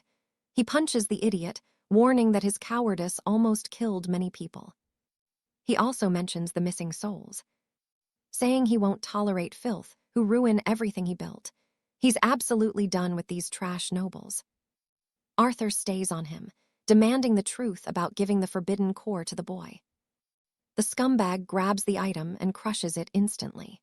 He grins, asking what the hero will do now since nobody believes a kid without proof. You and I know adults aren't a joke. Trust me, you and I are about to see a bully's life fall apart as Lord Wickham arrives at the academy. The noble tries framing Julian for the brawl, but Wickham reveals he saw who really shattered the enchanted mirror. Caught in a lie, Barrett confesses he broke it by accident. Julian just watches, curious where this drama leads. Wickham asks our knight in training if he found any proof of the crime. Julian hands over his device, showing the noble's full confession, even mocking him for not knowing how to use technology. Our hero demands a public apology from the kingdom. Lord Wickham nods, agreeing to issue the official decree immediately. Meanwhile, the fallen noble can't grasp why a lord is being so respectful. Panicking, Barrett threatens Wickham with a high minister's wrath, but the old man has finally had enough of these lies. Wickham admits he regrets protecting these snakes before and is now willing to risk his title just to see justice done. Shamefaced, the Lord tells Julian he is not worthy to look him in the eye. Now pay attention here. Wickham warns the fool that the old Julian was 100 times more terrifying. The coward drops to his knees, begging for mercy. Julian knows the public backlash will ruin their house forever. He orders Tristan to spread the scandal through the capital, bringing up the poor souls they fired without cause. Tristan asks if Julian's arm is okay, since punching through a guillotine spell like that was absolutely insane. The system alerts that Julian is taking heavy damage from that reckless blow. Tristan suggests seeing a healer right away. But the badass says he is fine and heads out, saying he needs to return a weapon now. He eventually finds the young Tristan, holding the wooden blade he was searching for. Tristan asks if Julian used his left hand just to hold back. Julian asks if his grandfather's legends still sound like fairy tales, proving he just wanted to show the squire the real deal. He hands over the sword, leaving the rest to him. The boy grips it, reflecting on the master's advice. Julian says goodbye and walks away like it was nothing. Let's pause for a second. Tristan stands alone, processing everything, just as his father calls him on the phone. He answers his frantic dad, calming him down and promising he will be back at the manor very soon. His father asks who the boy in the news is, since he used his grandfather's legendary fencing style. Setting pride aside, the man apologizes for doubting him. Tristan vows he will not quit until he becomes a top-tier knight no matter what. As long as they keep fighting, they will find a way to restore their family's honor. The 9 p.m. news opens with an incident from the exam. The bully's father is now being investigated for treason and cheating. The chaos even reopens a cold case about a missing person everyone had forgotten. Julian relaxes at the training grounds, pleased to see his plan to expose them worked. Lady Alara walks in and tells him to put the magical device away. She says the kingdom is calling him the Academy's secret weapon, but he points out she is even more famous, showing her comments praising her beauty. Julian teases Alara about her new title, leaving the red-faced noble girl completely flustered. Suddenly, Tristan enters the gym and asks if the two of them are still training hard. He steps in, congratulating Julian for joining the elite student council at last. But Tristan kills the vibe, saying nothing is official yet and they can't relax. He shows his wooden sword, admitting his solo training was absolutely brutal. Julian replies that reaching the level of a legendary grandmaster is going to be a nightmare. Tristan wants no shortcuts, begging Julian to teach him the real secrets of the blade. Alara jumps in, warning him that Julian is a trickster who needs to be watched. Tristan's father arrives looking for lost scrolls and immediately spots the students from Class E who became famous across the kingdom. The old man points at them, swearing their style is identical to his own father's legendary technique. A flashback shows a captain who was once the most feared soldier in the entire land. He orders the traitors thrown out without mercy, ignoring their cries as he watches the city burn around them. A knight yells that he found a survivor. Julian is stunned to see how that 10-year-old brat grew into a man. And that is where we leave it. Trust me, you and I are going to want to see what happens when Julian heads to the council office. So, Arthur and Elizabeth wait outside the high chambers. Stick with me, we're about to see Arthur expose a major snake. He tells Elizabeth to wait, when suddenly, Lady Genevieve steps out from the shadows. She recognizes our hero instantly, remembering how he absolutely crushed Julian. Genevieve acts like a total fangirl, treating him like royalty. She asks if Elizabeth is his lady, making the blonde completely lose her cool. Elizabeth denies it, blushing hard while Genevieve teases her. She tells Arthur to stay sharp, since the lowborn dorms are actually wild. Arthur finds the chatter strange as she reveals she hails from House B finally. We get her name, Genevieve. Genevieve introduces herself, eager to join their circle. She claims they're bound to cross paths plenty of times in the future.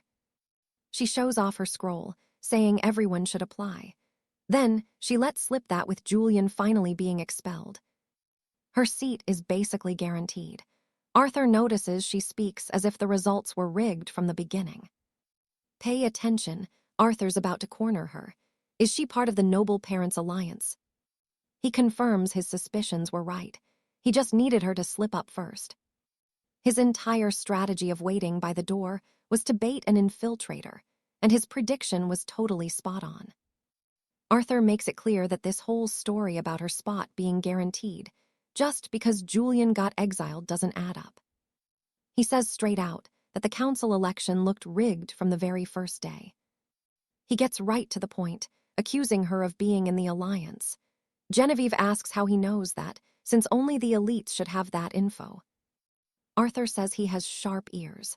Genevieve realizes Julian's downfall wasn't an accident and admits she couldn't stand that arrogant prick either.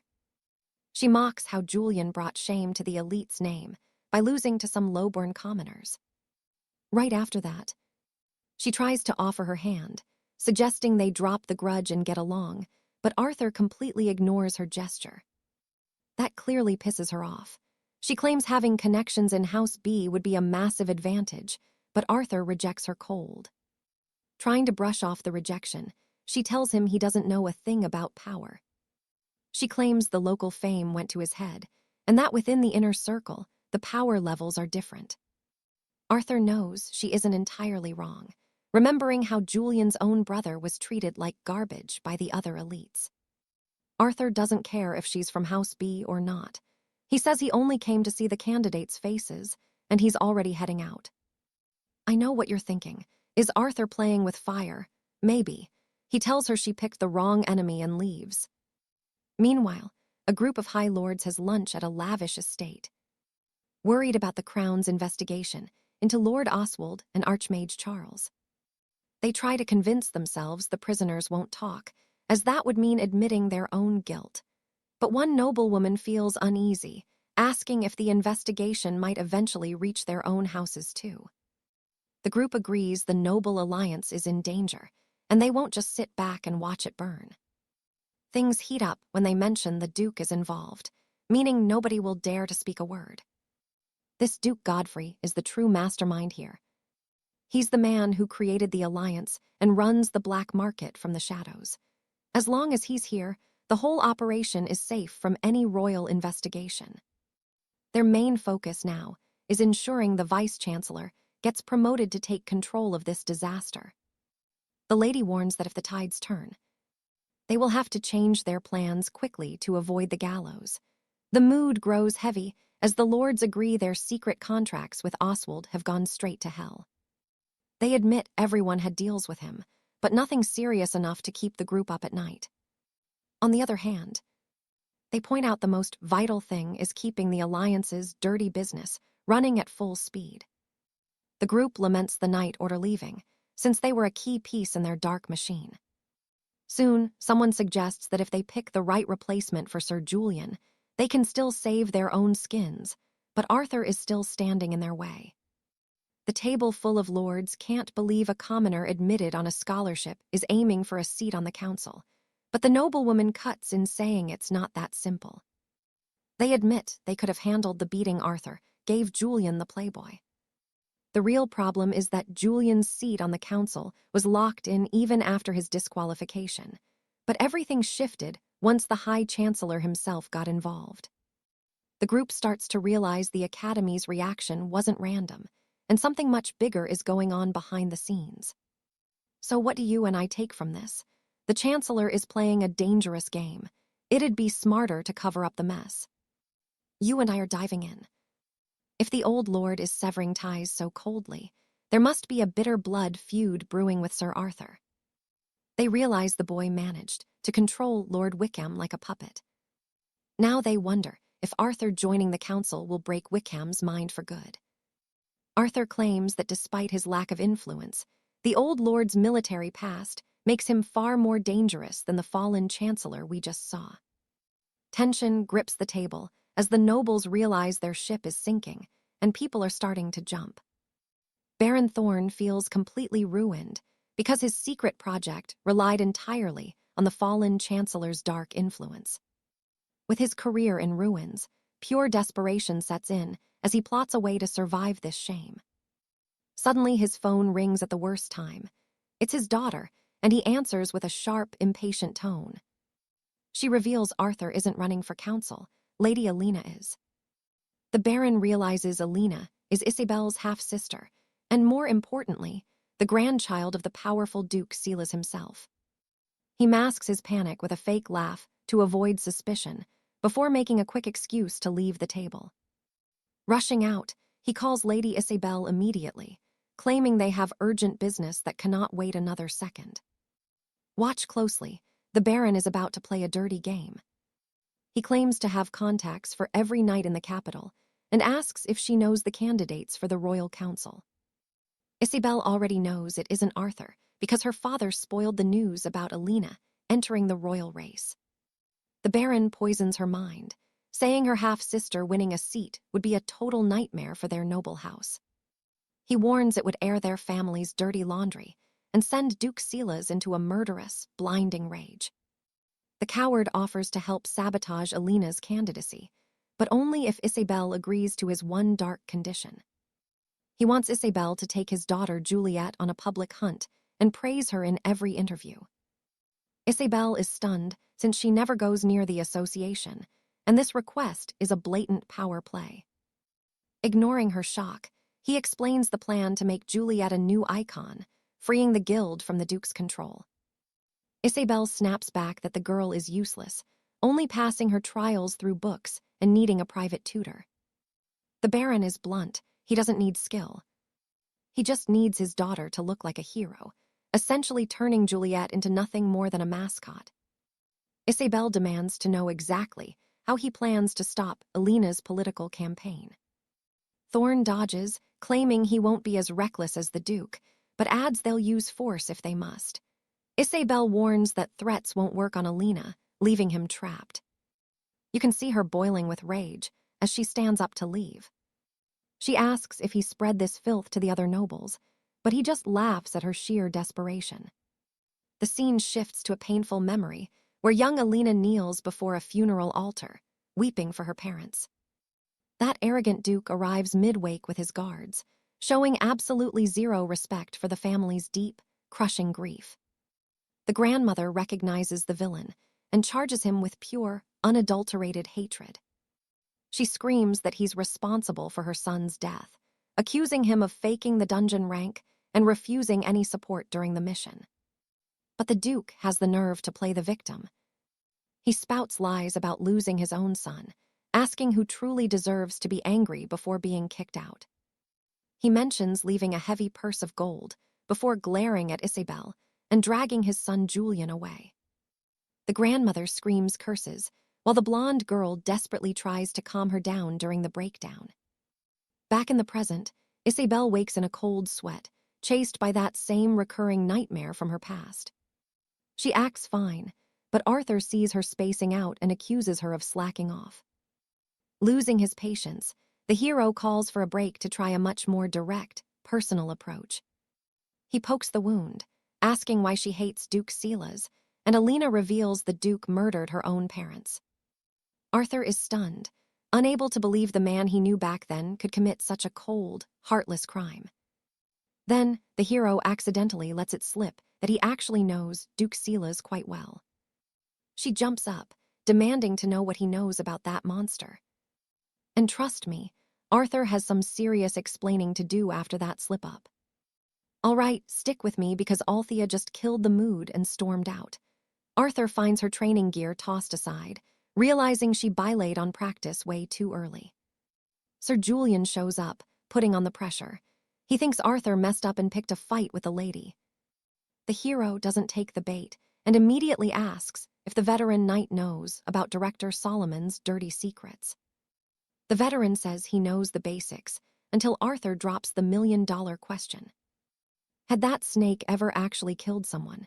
Julian asks if it was Althea herself who spilled that heavy secret. Arthur confirms he already knew what was up, so the veteran knight finally decides it is time to come clean. He explains how Althea's father snapped, ditched the arranged marriage, and went to live with Lady Alara. The real tragedy started 8 years ago when they sent the couple on a mission to a remote borderland. The entire team turned coward and 𝒖𝒏𝒌, leaving the two lovers to face the danger alone. They thought it was a simple green rank hunt, but their luck had already run out. With no other choice, the two of them pushed open the boss room door. The shock hit instantly when they realized it was nothing like the weak rank they had been promised. Now here is the part you and I need to watch carefully. It was an orange rank trap, the doors sealed tight, and communications were cut at the worst possible moment. Arthur goes on high alert, thinking there are way too many coincidences here. He suspects Director Solomon orchestrated the whole tragedy. Still, without proof, it feels like a pretty weak theory. The problem is the location was correctly reported as an orange rank mission to the main headquarters. So there was no way Solomon, the support director, did not know what kind of mess they were walking into.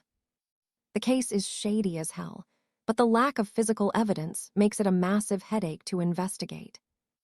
What is truly terrifying is that 2 years ago, the exact same kind of disappearance happened during the academy exam. So the question is whether any trace remains of the man Arthur met 40 years ago. He picks up the trinket Althea dropped and heads off to return it. Meanwhile, the blonde lady walks down the street, overthinking the whole situation like crazy. Regret hits her, and she is already planning her apology for tomorrow. Suddenly, two men step from the shadows and corner her. She asks if they have a grudge, then realizes these freaks are using an ancient magic artifact. These guys are rogue hunters. She prepares to fight, but she left her sword and gear back at the gym. These attackers are not playing around. They activate a powerful skill and knock the poor girl out cold with one single blow. The kidnappers take advantage of the situation and drag the girl straight into a waiting carriage. Their leader tells the men to get inside and move out. Switch scene. Arthur tries calling her, but it goes straight to voicemail, so he heads to her place. The next day, Arthur tries reaching Althea on her phone, but it just goes straight to voicemail again. It has been 3 days since she vanished, and honestly, we both know she should have returned home by now. The academy reports she is missing, and the royal guards are called. The deadline for the council election is today at 6 in the evening. It is obvious she would not just quit. Someone is clearly sabotaging her entire future. Arthur asks if the Noble Parents Association is involved, but the protagonist denies it. After all, Professor Cha's investigation is still ongoing. With the rich kid out, the veteran wonders who else benefits from her being gone. It clicks instantly. Arthur realizes Cedric must be behind this, and he wonders who leaked the secret to him. Julian panics, swearing up and down he has not said a single word to anyone since the exam ended. Arthur realizes he messed up at the office and said way too much to that B-rank girl, Isabella. This Isabella is in the Parents' Association and must have picked up the info from overhearing the conversation. Julian wonders if Isabella teamed up with Cedric just to kidnap Althea, which still feels weird to him. He figures there are more people in this scheme, pulling both of them around from the shadows. No more messing around. The hero calls Julian's dad directly to dig up the truth. The request is simple. Investigate Isabella's parents. The answer comes back fast. Her father is the boss of the Iron Fang Guild. The Iron Fang Guild is a total den of thieves, operating as anything but a normal hunting company. Arthur goes all in and tries to track down where Isabella's old man is hiding his head. The man warns him it is a tough one and suggests going to the police, but Arthur says he has got this and thanks him. The old man thanks him for having Julian's back. Julian is still stuck, not knowing how they will find the kidnappers, but our hero has a plan. And trust me, he is going to make them come straight to us. All right, you and I are about to watch a veteran knight panic, as this scheme leads straight to the gallows. Alaric just brushes him off, walking away without a single word to his worried companion. The scene shifts to Alina complaining to Lord Barrett that her noble candidacy talk didn't even earn her a pat on the back. But then Alaric shows up, and he is not here for polite conversation. He equips a cursed ring, activating its power and plunging the girl into absolute agony. Meanwhile, Barrett receives a message and speaks bluntly with Vance, saying the blonde captive is restrained and quiet. He brags about their expertise, claiming a squire is no match for them. The henchman asks if betraying her own sister is truly right, but Alina insists she will handle this family mess personally. She orders him to hold Alice until 6 this evening. The old villain hangs up, muttering that she is as stubborn as her father. Back at the hideout, Barrett demands an update and hears from a thug that their hostage is quiet. He says to wait until 6 to release her, but tells the guards to stay sharp. Suddenly, his magic stone glows. He is confused. It is his own daughter, Alina, calling him out of the blue. Barrett answers ready to scold her, but hears her screaming in pure terror. Now, you and I need to see what is going on at the other end. Alina reveals she has been taken. Alaric grabs the stone and asks if he is speaking to the father of the kidnapped noble girl. The old lord loses his mind, demanding to know who this peasant is and what they have done to Alina. Our hero tells him to shut up and listen before they continue, saying he only wants a fair trade today. Barrett screams again, demanding to know who Alaric is and how he dared to touch a noble daughter. Alaric fires back that he has not laid a finger on the girl, yet. He remembers his past lives and decides that an eye for an eye is the only language these monsters understand. Barrett asks for his price and is told to return Alice within 1 hour. The villain just laughs, mocking Alaric's courage. Alaric says he knows the master of the Iron Order well and is not scared of some title, warning the old man to focus on Alina's safety while he still can. Barrett curses the boy, while our hero realizes the clock is ticking to bring Alice home safe. The villain dares him to try anything, asking if he actually plans on killing a lady of the house, only to realize her fate could be far worse than death. Alaric vows Alina will never practice magic again, bringing up the name of Lady Isolde, who, even in full plate armor, lost her mana entirely. It finally clicks when Barrett remembers that mysterious wooden blade. Now I know what you are thinking. Is he bluffing? Alaric warns her career ends today if the deal is not honored, asking if the villain is ready to pay the price. He sends the location by messenger and orders the old man to show up immediately. The veteran asks if Alaric knows the risk of fighting elites, but Alaric is ready for the Iron Order's best. Lady Isolde finally discovers her own father kidnapped poor Alice. The scene shifts to Barrett exploding through the magic stone at the Duke, revealing that the kid exposed their scheme and captured Alina, demanding a hostage swap in exactly 1 hour. He swears he will not let Isolde's future be ruined. Alaric explains he expects nothing from Isolde, because ruining her was never the goal of this little game anyway. The Duke asks if Barrett is really walking away from the mission because of a student's pressure. Barrett says the mission stays, but Alice's life is on the line. He orders his men to throw the hostage in the carriage and grab their steal. At the meeting point, Barrett demands to know exactly where they are hiding his daughter. Alaric says the flow of business is wrong and demands they bring Alice out to him first. The signal is given to release the girl. Our hero greets her, while Alice can't believe he actually came. Barrett suggests they swap now and end this, but the bastard lights a pipe and changes the rules mid-game, laughing as he reveals he is ignoring their previous agreement entirely. He claims he has new orders to keep Alice and is taking both girls away with him. Alaric asks what happens if he refuses. Barrett laughs, making it clear he is not here to ask for permission. Suddenly, they are surrounded. Alaric tries to stay calm, suggesting they settle this without any more blood being spilled. Barrett mocks him, saying the kid started tough but is now begging for his life. No more deals. Look at the blonde's face. She's lost. Galahad tells Alaric to stop this madness and let her go. Galahad tells his partner that taking on these professional killers alone is going to be a suicide mission. Alaric just gives a cold smile.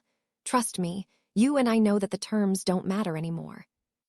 All right, stick with me because you are about to see a humble apprentice take on the elite knights of the realm. The system confirms Sir Alistair is active and triggers his wild thistle form to start the beatdown. It is finally time for his monthly evaluation. Julian pulls out a heavy metal cane and says he is giving no mercy today. Lord Cedric just laughs and asks if he really plans to fight using a stick. Losing his cool, he orders his men to rush in and end this pathetic comedy. He thinks the situation is insane and they have watched too many plays. Suddenly, the beatdown stops and the goons are launched into the sky. Arthur proves that a month of training was no joke as they crush the extras with their bare fists. Ilara mocks the leader and tells him to inform his client that the plan failed. Lord Cedric explodes with pure rage when he sees the job failing right in front of him. He tries to wrap his head around how squires can have such insane reads on high-level combat tactics. To him, elite knights should be on a different level, but the reality is hitting hard now. Julian keeps wrecking the underlings with nothing but that metal cane. Cedric still cannot figure out how they are losing. After all, these were high-tier mercenaries. Suddenly, the protagonist charges straight at him. In a master move, the hero slips past and cuts the ropes binding Ilara. Now, keep your eyes on the screen, because this is where the villain realizes he just got played by a kid. His ego goes straight down the drain as the fight continues. finally understanding how bad this is. The system unlocks a rank 1 spell, and Cedric summons a spectral tiger to handle things personally. Cedric calls to the blonde lady and tosses her ring back. He tells her to get out and head to the academy. Registration is the priority, and she cannot waste any more time. But Cedric growls that he is not letting his hostage escape. Arthur blocks the massive tiger strike and dares the guild master to try and get past him first. Elara runs as fast as she can, but she is suddenly forced to stop in her tracks. Her sister Seraphina shows up to personally block her path. Seraphina refuses to let her go and says she is not going anywhere today. That is when the family talk starts. Elara remembers the time they lived in misery in a tiny, broken room. She questions the irony of their parents being legendary knights while the family stayed completely broke. Then she reveals that Lord Malachar used dirty tricks to squeeze a fortune from them. To cover the losses, the couple worked dangerous rogue missions outside the order just to survive. Even when things were tight, her father stayed optimistic in that small room. He swore the girl had a very kind older sister and that one day they would be best friends. Elara demands to know why her sister showed zero respect during this whole tragic time. Not even at her own father's funeral did she care. She cannot believe her sister now serves the very monster who killed their father. Seraphina tries to act understanding, but Elara fires back, saying she does not get anything at all. Losing her patience, the girl activates Sapphire Blaze and warns her sister not to stand in her way. Then the redhead activates Diamond Spire. She says Elara has no idea what kind of man their duke is and warns her of death. But Elara says she does not care about anything anymore. The two of them begin clashing with their powerful magic. Meanwhile, Julian keeps holding back the giant spectral tiger with nothing but his metal cane. Cedric tries to use the opening to slip away and chase the target. Julian blocks his path and asks where he thinks he is going. To get to Elara, he must go through him. You saw that coming, right? Our hero is officially outperforming a pro, and it is making the villain lose his mind. He realizes his plan is falling apart. No time for pointless talk. The villain decides he is not holding back. He activates Soul Bind and charges the kid with everything he has. Julian realizes the beast is moving way too fast. The tiger attacks the body instead of the head. Our hero spits blood from the impact and realizes the villain is going all in with Soul Bind. Cedric sneers, asking if that scratch was enough to scare him. Julian realizes this technique is the peak of summoning. Unlike normal summons, the master now controls every move of the tiger like it is a game. The beast hits the level of a boss monster, overflowing with ether. The tiger rushes in hard, launching a savage and wild attack. Every strike aims exactly at his weak points. Our hero is forced to jump to dodge the blow. But Cedric summons a giant golem and says he finally caught the brat. Taking advantage of Julian being in the air, the villain says all that is left is for him to die. The hero admits the blow landed hard. The kid promises he is not going down yet, but the pain is going to be absolute hell. Trust me, you and I are about to see the Metal Cane's secret skill. All right, you and I are about to watch Arthur panic as he realizes that amulet is a lethal relic. Cedric explains that every mana link has a hidden, fatal flaw. If a summoner loses focus for even a single breath, their conjured beast becomes completely useless. Our hero realizes the enchanted relic was only ever used for cheating at archery wagers to make arrows fly further. The mercenary bails, vowing to charge Lord Blackwood for the faulty gear. Meanwhile, Cedric wonders if Alistair is somehow managing to hold off the Grandmaster all by himself. He quickly realizes there is no time to worry about others, while 3 elite knights are closing in on him. Faced with certain death, he wonders if he can truly survive this trio without any backup.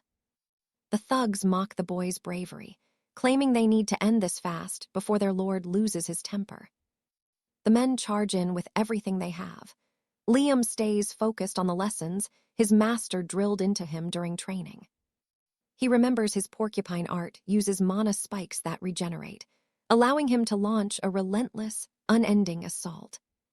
He recalls that his old habit of diving headfirst into the enemy ranks was exactly what led to disaster before.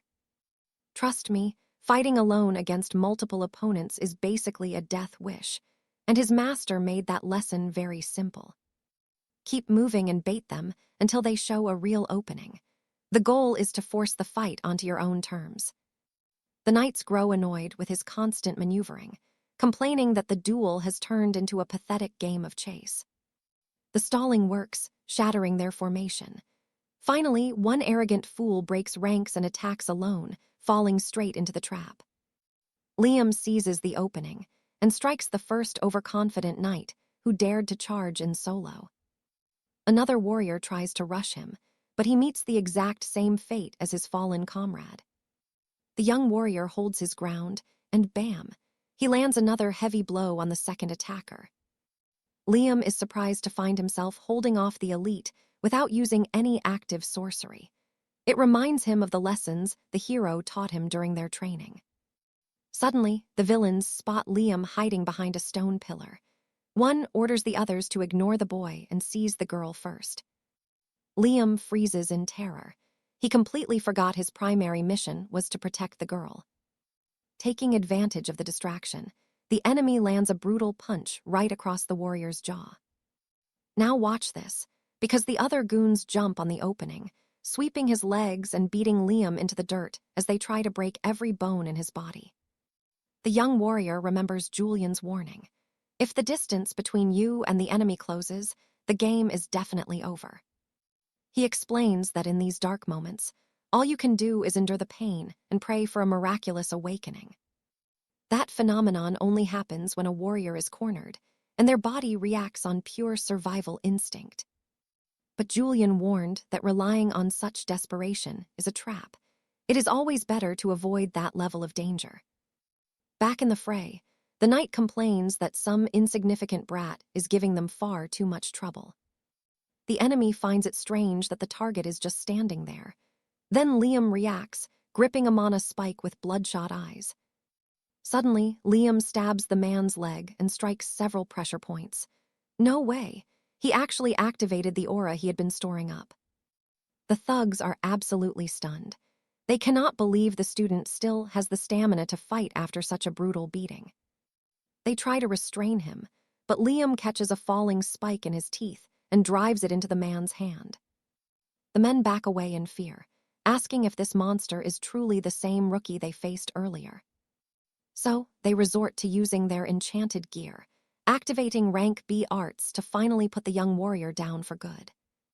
Then, one of the thugs gets slapped across the face and looks back in confusion. Arthur orders the men to put their gear away and says the show is over as he lights a pipe and admits defeat. Exhaustion finally wins and Liam collapses. Arthur admits the kid is a beast for forcing elite knights to rely on relics. Seeing his opponent's strength, he admits the boy is truly remarkable. The scene shifts and we see Alina has lost. Isabella says she expected much more from a council candidate, asking if this pathetic revenge is all she has to offer. The redhead tells her to give up, warning that she will vanish without a trace if she remains this weak. Alina ignores the insults, declaring she would much rather go down fighting than quit right now. Isabella just turns her back and walks away, doubting the girl can even move. Despite her wounds, Alina tries to rise. Watching her sister walk away, she falls into a state of shock after being defeated in such a humiliating fashion. Suddenly, Julian appears out of thin air and asks why the girl is just rotting away on the cold floor. Alina and Isabella freeze when they see our protagonist standing right in the middle of the absolute chaos. And trust me, you and I will love how he greets her so casually while she wonders how he bypassed security. All right, you and I are about to watch Julian explain that he tried diplomacy, but Charles was just too arrogant. He even knocked out the guards before checking on the chaos. Lady Althea asks if he really took down Headmaster Harold, but he denies it. He looks her in the eye and asks if he looks like he's here for jokes. He says her belief doesn't matter and tells her to move aside because they are running out of time. The girl asks why Julian is risking his life to help a low-born noble like Beatrice. Julian says their personalities just match, but the lady warns that helping her comes with a price he doesn't understand. Our hero asks if he really needs to worry about small details like that right now. The redhead activates Crystal Rise and readies her ice magic to block the kid's path. She says he'll realize soon what a stupid mistake he made, but it'll be way too late for regrets. Now watch this part carefully. Julian notices there are only 15 minutes left. He tells her that fighting now makes it obvious she was involved in the crime. Lady Althea, the star student, caught in a kidnapping scandal. So the girl quickly deactivates her magic. Without wasting a second, Julian throws Beatrice over his back and says he's leaving. But before he goes, Althea says she will accept the favor he did earlier. She will convince her grandfather if he leaves the girl and goes. Julian realizes she is serious, but he ends up refusing. After all, one of his own men made things worse. Carrying the trainee, he feels they crossed every line today. He tells Althea to let Lord Solomon know the game just leveled up. Julian will visit very soon. Cut to the infirmary, where Beatrice jolts awake after being out cold for a whole day. Julian says she's safe, but tells her not to rush to get up yet. She panics about the council registration, but he reveals he got her there to sign before the deadline. After confirming she is awake, Julian says he is heading out. Beatrice asks why he turned down Althea's offer, since it was the perfect chance. Julian explains the redhead is way more terrified of her grandfather than he thought. Lord Solomon controls her like a puppet. He needs allies who will stand up to Lord Solomon, not people who just bow their heads to every order. I know what you're thinking. Why turn down a duchess? Well, Julian says it's because she's too entitled and arrogant. But he warns there is someone even more arrogant standing right in front of her. Julian tells her to shut it and warns her training will be pure hell the moment she is discharged. Her drama isn't his concern. But he guarantees that for now, she is doing great before finally leaving the hospital. Wilfrid confirms he already leaked the rumors to the royal heralds as planned. Julian says the rival houses' move failed, and they need a plan B. He worries someone might think he's involved in the dirt if things blow up. The old man is surprised Julian didn't expose the Parents' Association and Althea immediately. Julian explains he just needed to throw out the right bait. The big fish will bite. Julian leaves the rest of the cleanup to the kid, who complains about fixing messes. Wilfrid calls him back, asking when he'll return the borrowed practice sword. Elsewhere, Althea is lost. Beatrice getting into the council is now a done deal. She's afraid the family's dirty past will come out once the media starts digging. She thinks about how she risked everything by teaming up with Charles and wonders what Julian's real intention is. Her crystal glows. Someone on the other end says they saw the news and that something interesting just happened. Althea freezes on the spot, demanding to know what those mysterious words are supposed to mean. The capital goes crazy with the news that Charles was caught red-handed during Beatrice's kidnapping. Lord Solomon wants to know if she set up this mess. If this drama continues, they'll lose their status among the high elite. Althea swears she will find a way to fix this. But the old man explains she's clueless, saying that the expose was just a bait for people like them. He demands the name of the punk who had the nerve to stand up to them. He's going to do things his way now. At the academy, the vibe in Class B turns sour as students whisper about scandals. That's when the jerk Silas shows up to finish burying the girl and mock the embarrassment her father went through. And that's where we leave it. Trust me, Julian's war against the elite is just starting. He laughs, sneering that her father's bravery was certainly something, just completely misplaced. Alistair stops Genevieve as she tries to leave, spitting the truth. Without her father's name, she is absolutely nothing. Without her noble family's power backing her up, she wouldn't even survive in the lowest bronze tier. Then, he grabs her shoulder and offers her a lowly position in his father's household. It is a servant's job, claiming all she needs to know is how to brew some tea for the real nobles.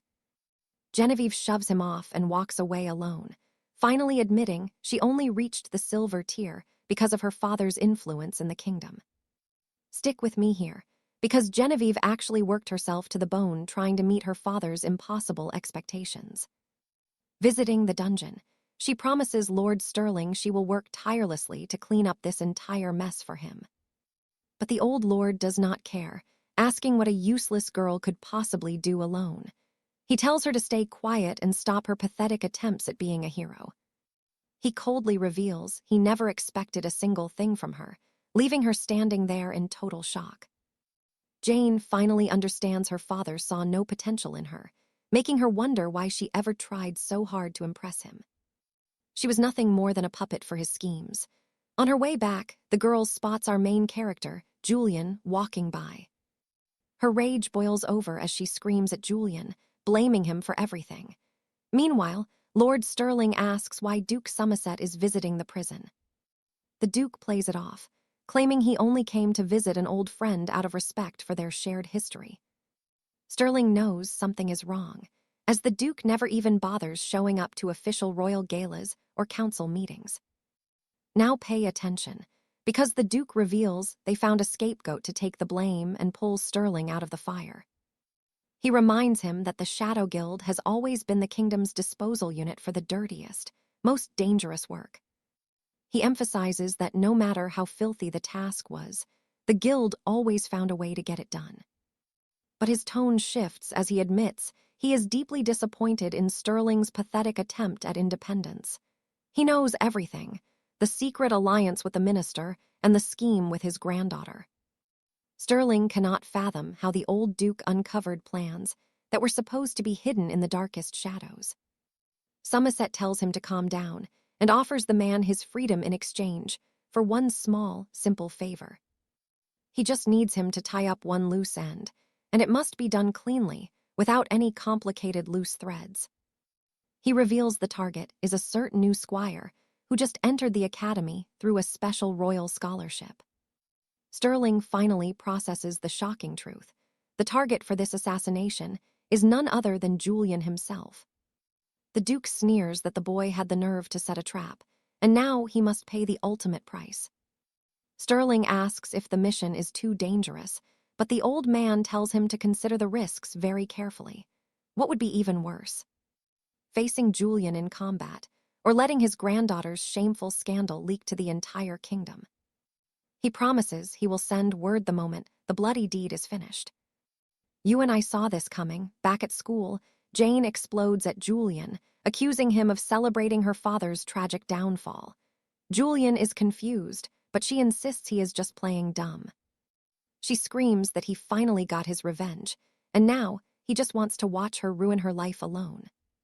But our hero just stares at her like, what on earth is this girl even talking about right now? In his head, he knows this is all one giant misunderstanding. Suddenly, she tells him things will not go as he expects.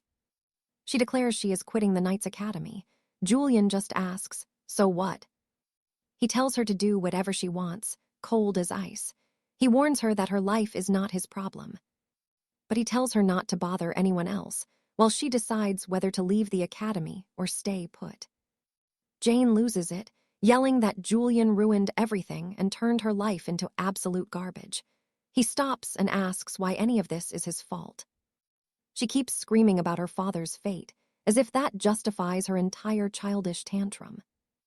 Julian snaps back that her father's downfall has nothing to do with the effort she claims to have put in. Does the old man's defeat suddenly make her years of training totally worthless? He asks if she is really admitting she is nothing more than a helpless child without her father's shadow. The girl screams that all she ever wanted was recognition. She worked herself to death trying to meet her noble family's insane expectations.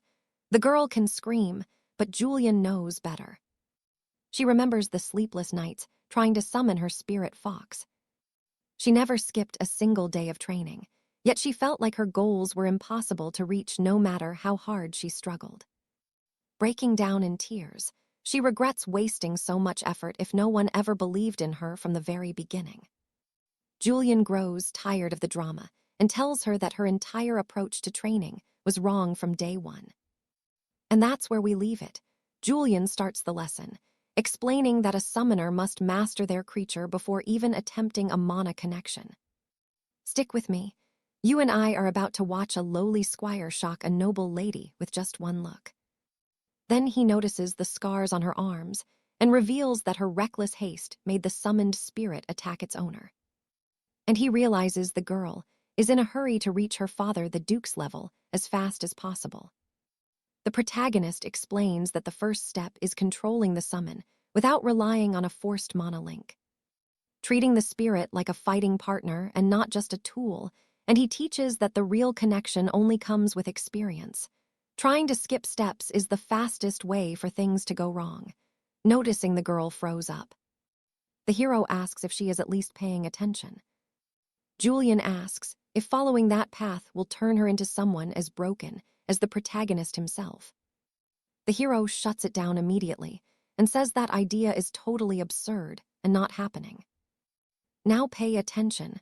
Arthur just received a call from the one man who can reveal the kingdom's dark secrets, and it's a voice from a past he can never forget. He picks up, and the mysterious voice asks if he's that freshman who got in through special admission, even with decades in between. The protagonist recognizes that tone right away and says he was already running out of patience waiting for that call. Though Lord Silas finally entered the game, the old man admits the kid's move was smart and asks what the kid wants in return, and our hero says the request is pretty simple to handle.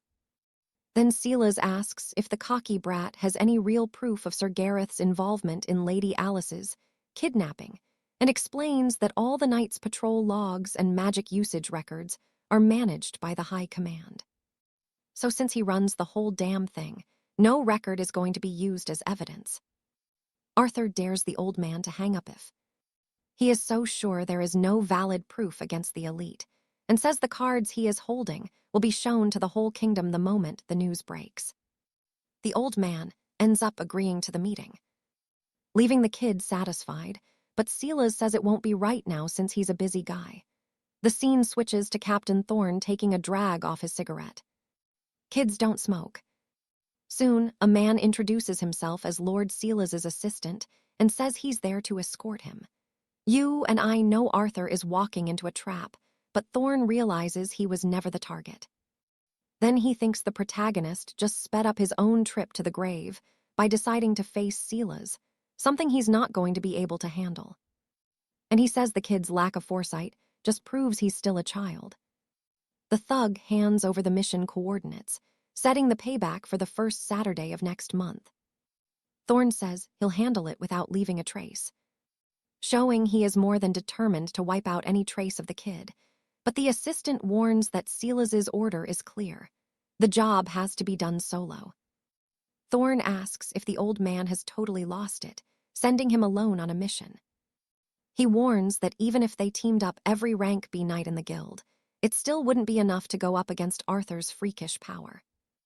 The assistant cracks up thinking it's a joke, since to him, the target is just a regular academy student. Man, the kid doesn't even know who our grandmaster really is. But Thorne makes that face like, "You think I am playing, bro?"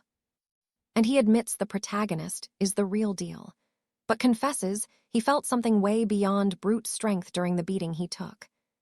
The kid's wisdom and combat experience are insane, like he's got decades of war on his back. So the criminal says he's not going in alone and plans to mobilize the guild's whole arsenal to guarantee the kill. Scene change. Arthur asks if the veteran felt his body move on pure instinct when things got serious. Sir Cedric confirms the feeling and asks if this weird phenomenon is what the hero calls awakening. The protagonist says the experience was valuable and tells him training with that memory will level the veteran up fast. However, Arthur kills the vibe and asks what Lady Beatrice is doing there, but the girl's only there out of curiosity. Still, the girl asks how a council veteran is okay being trained by a lowly freshman squire. Cedric explains, "Our hero teaches better than a lot of veteran instructors out there, and he also says that if it weren't for our big guy, he wouldn't even be a knight." Then he asks if the girl isn't there, too, because she heard something about him. Keeping it going, the kid suggests she ask Arthur for help. After all, he was training Lady Alice, and our big guy is like, "Huh, bro, who decided that?" Then he says his life is none of her business, and tells the pushy girl to get lost and go home. Beatrice doesn't care and asks if their training is really that different from what the academy teaches. The rich girl steps into the ring, recognizes the wooden sword from the last test. And trust me, you and I have to wonder, can she even lift a heavy training sword that weighs that much? Arthur can only watch in silence as his world gets even more chaotic. Stay tuned for what happens next. Trust me, Sir Arthur soon finds the lady even more annoying than the blonde Baroness. Crazy, right? And that's where we leave it.